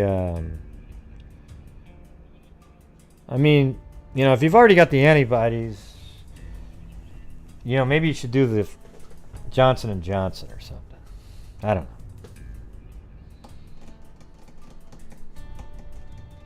Oh, okay.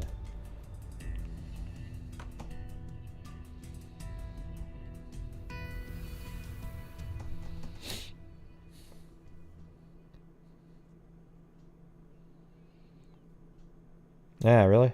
Sorry about that, Sumi. I don't know anybody that's died from it, but, I know there's people like you that know, there's people, kind of depends on where you live. People in New York, everybody knows somebody that's died from it, because everybody's packed in like sardines. I think we have too many people on the planet right now. I'd like to see our planet go back down to like 4 billion from 8 to 4. It's just getting stupid. What are we going to do when there's 20 billion people? It's just dumb. It's,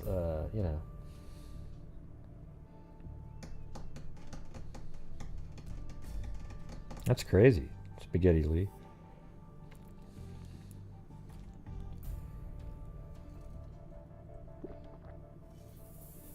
I remember when I was a kid, there was like 3.5 billion. Or, not even a kid, a young adult. And now it's doubled and then some.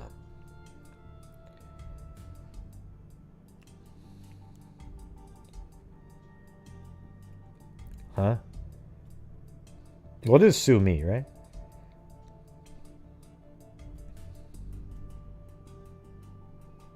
I'm just gonna say sue me.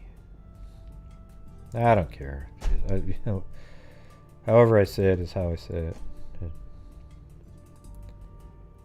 I know. That's what I'm saying. It's the same word. I'm saying that.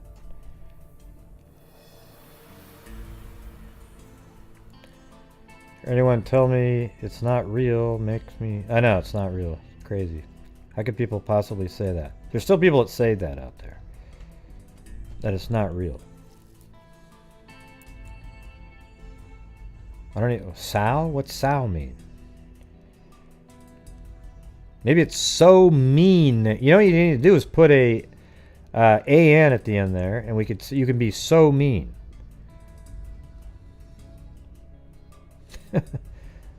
Thanks, Brianna. Props. How's your kid doing?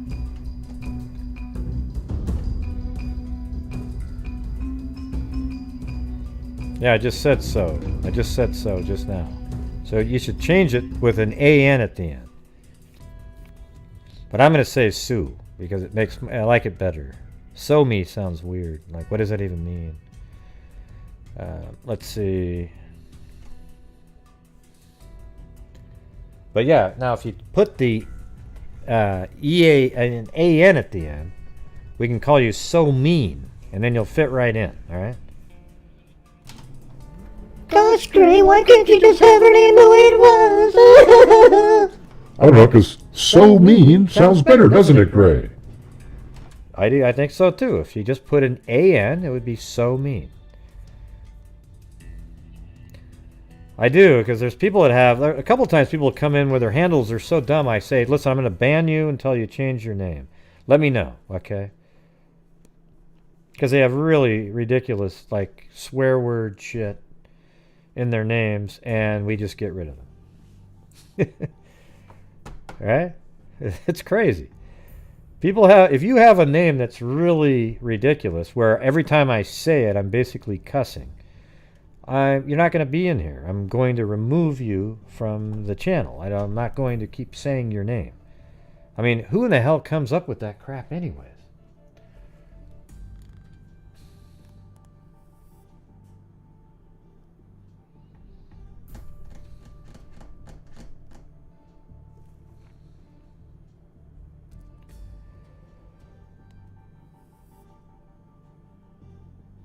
Oh, cool. Well, hopefully it's all working out. Brianna. Yeah, go back to sleep, Michelle. I do that. I tend to put people to sleep. That's all right. Don't worry about it. Nothing better when one of your mods shows up and says, hey, you know what, Gray? I drifted off. It's a shot in the arm of adrenaline. It makes you just, woo! I'm doing something right. Ugh, my stomach just...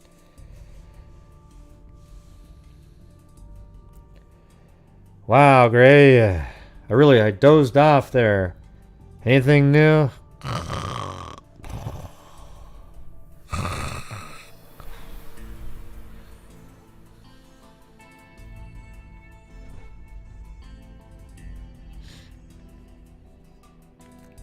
ASMR is popping off. I don't even know who that is. No idea what that even means. Chewbacca? I'll do Chewbacca if you want me to. I'll try to get a good night's sleep. Yes. Maybe if I read my stories like this, how many of you would fall asleep in the first 10 minutes? That's what I thought. Yeah, I won't do it. Gotta go. Hey! Yeah, everyone.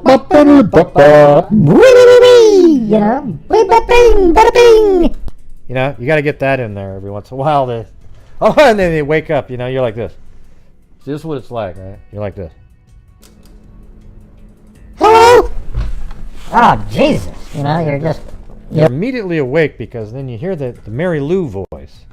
You know, the squeaky voice. It's a little bit like Chloe Axe. Yeah.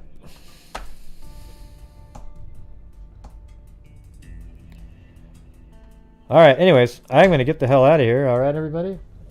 So thank you again. Thanks at the end there from Susanna, Brianna, a couple times there. Very cool. No, I'm not doing a ASMR channel. Oh man, you know what's the dumbest thing in the world? True crime ASMR. The girl that does the true crime ASMR. God, you got to be kidding me. Because that means you got a gimmick that you're doing. You got a gimmick doing true crime. Now listen, the guy went down the street and he shot her in the head with a bazooka, and then her head fell off, and then he ran up to her with the dagger, and then he started trying to. You see what I'm saying? It's really amazing. No, Gray, you got to do it. You got to do it. Forget it, man. I know what ASMR is. It's a little sound effect, you know, when you... It's just sound. You know, a relaxing sound, I guess. All right. Thanks, everybody. So we'll see you guys tomorrow. And, yes, make sure you wash your hands. Keep maintaining your social distancing, wear a mask, and if you know, I encourage you to get your vaccine as quick as possible. If you don't want to take it, that's good for you. Just don't try to convince anybody else not to take it at all. I think that's irresponsible. So thank you guys very much. We will see you guys tomorrow. I hope you guys appreciated those stories that we did early on, and even some of our random ones, but the earlier on ones were pretty interesting. All right, everybody. Thank you very much. And until next time, be safe out there. And a 2, and a 3, and a 4, and a 5, and a 6. Yeah, I've been doing this true crime thing for quite a while now. And during this whole time, I have not seen one person that is a crime dissector, thug rejector. I'm a certified human lie detector. Gonna get ya on a stretcher if you try and play me like an old projector. Blow poke against the skull. Here's my neck. Yeah, that's a great gonna give another lecture. Crime collector, freak connector, and I'm always gonna be a pup protector. Fool deflector, interceptor, And I meet a dead spectre with a vector on his pector. with no respect, ya. just remember, I have a temper fucking check ya. I have no agenda. I'm no pretender. And I'll serve it to you straight without the blender. And in the end, I'm gonna send ya on a mission to reveal the true offender. wee! Yeah, so I'll just get right back to work. All right, everybody? Talk to you later.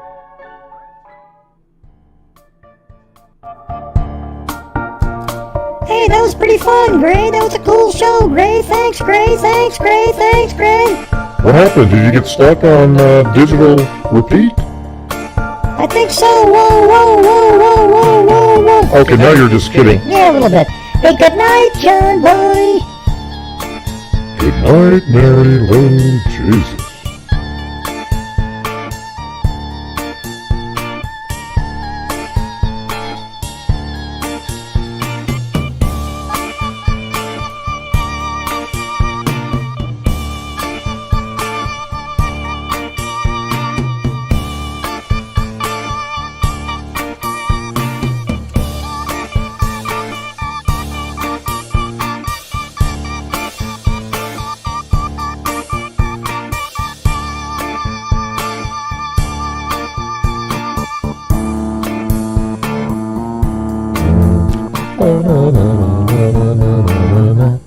Hello?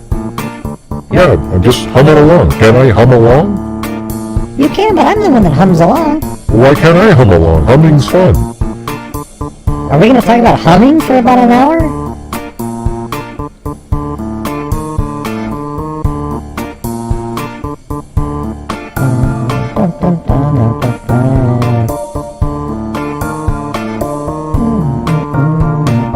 I'm dissector, detector. I'm a certified human lie detector.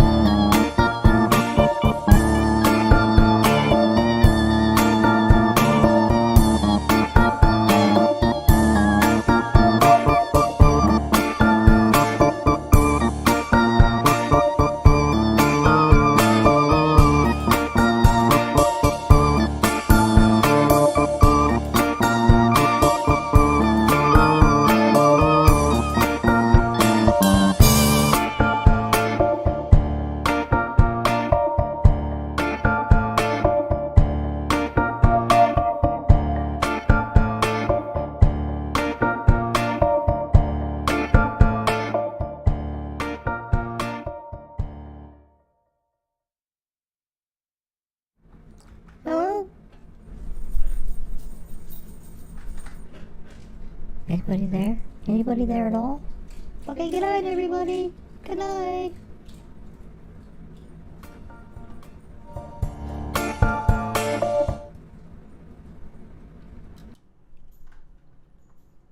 Be safe out there.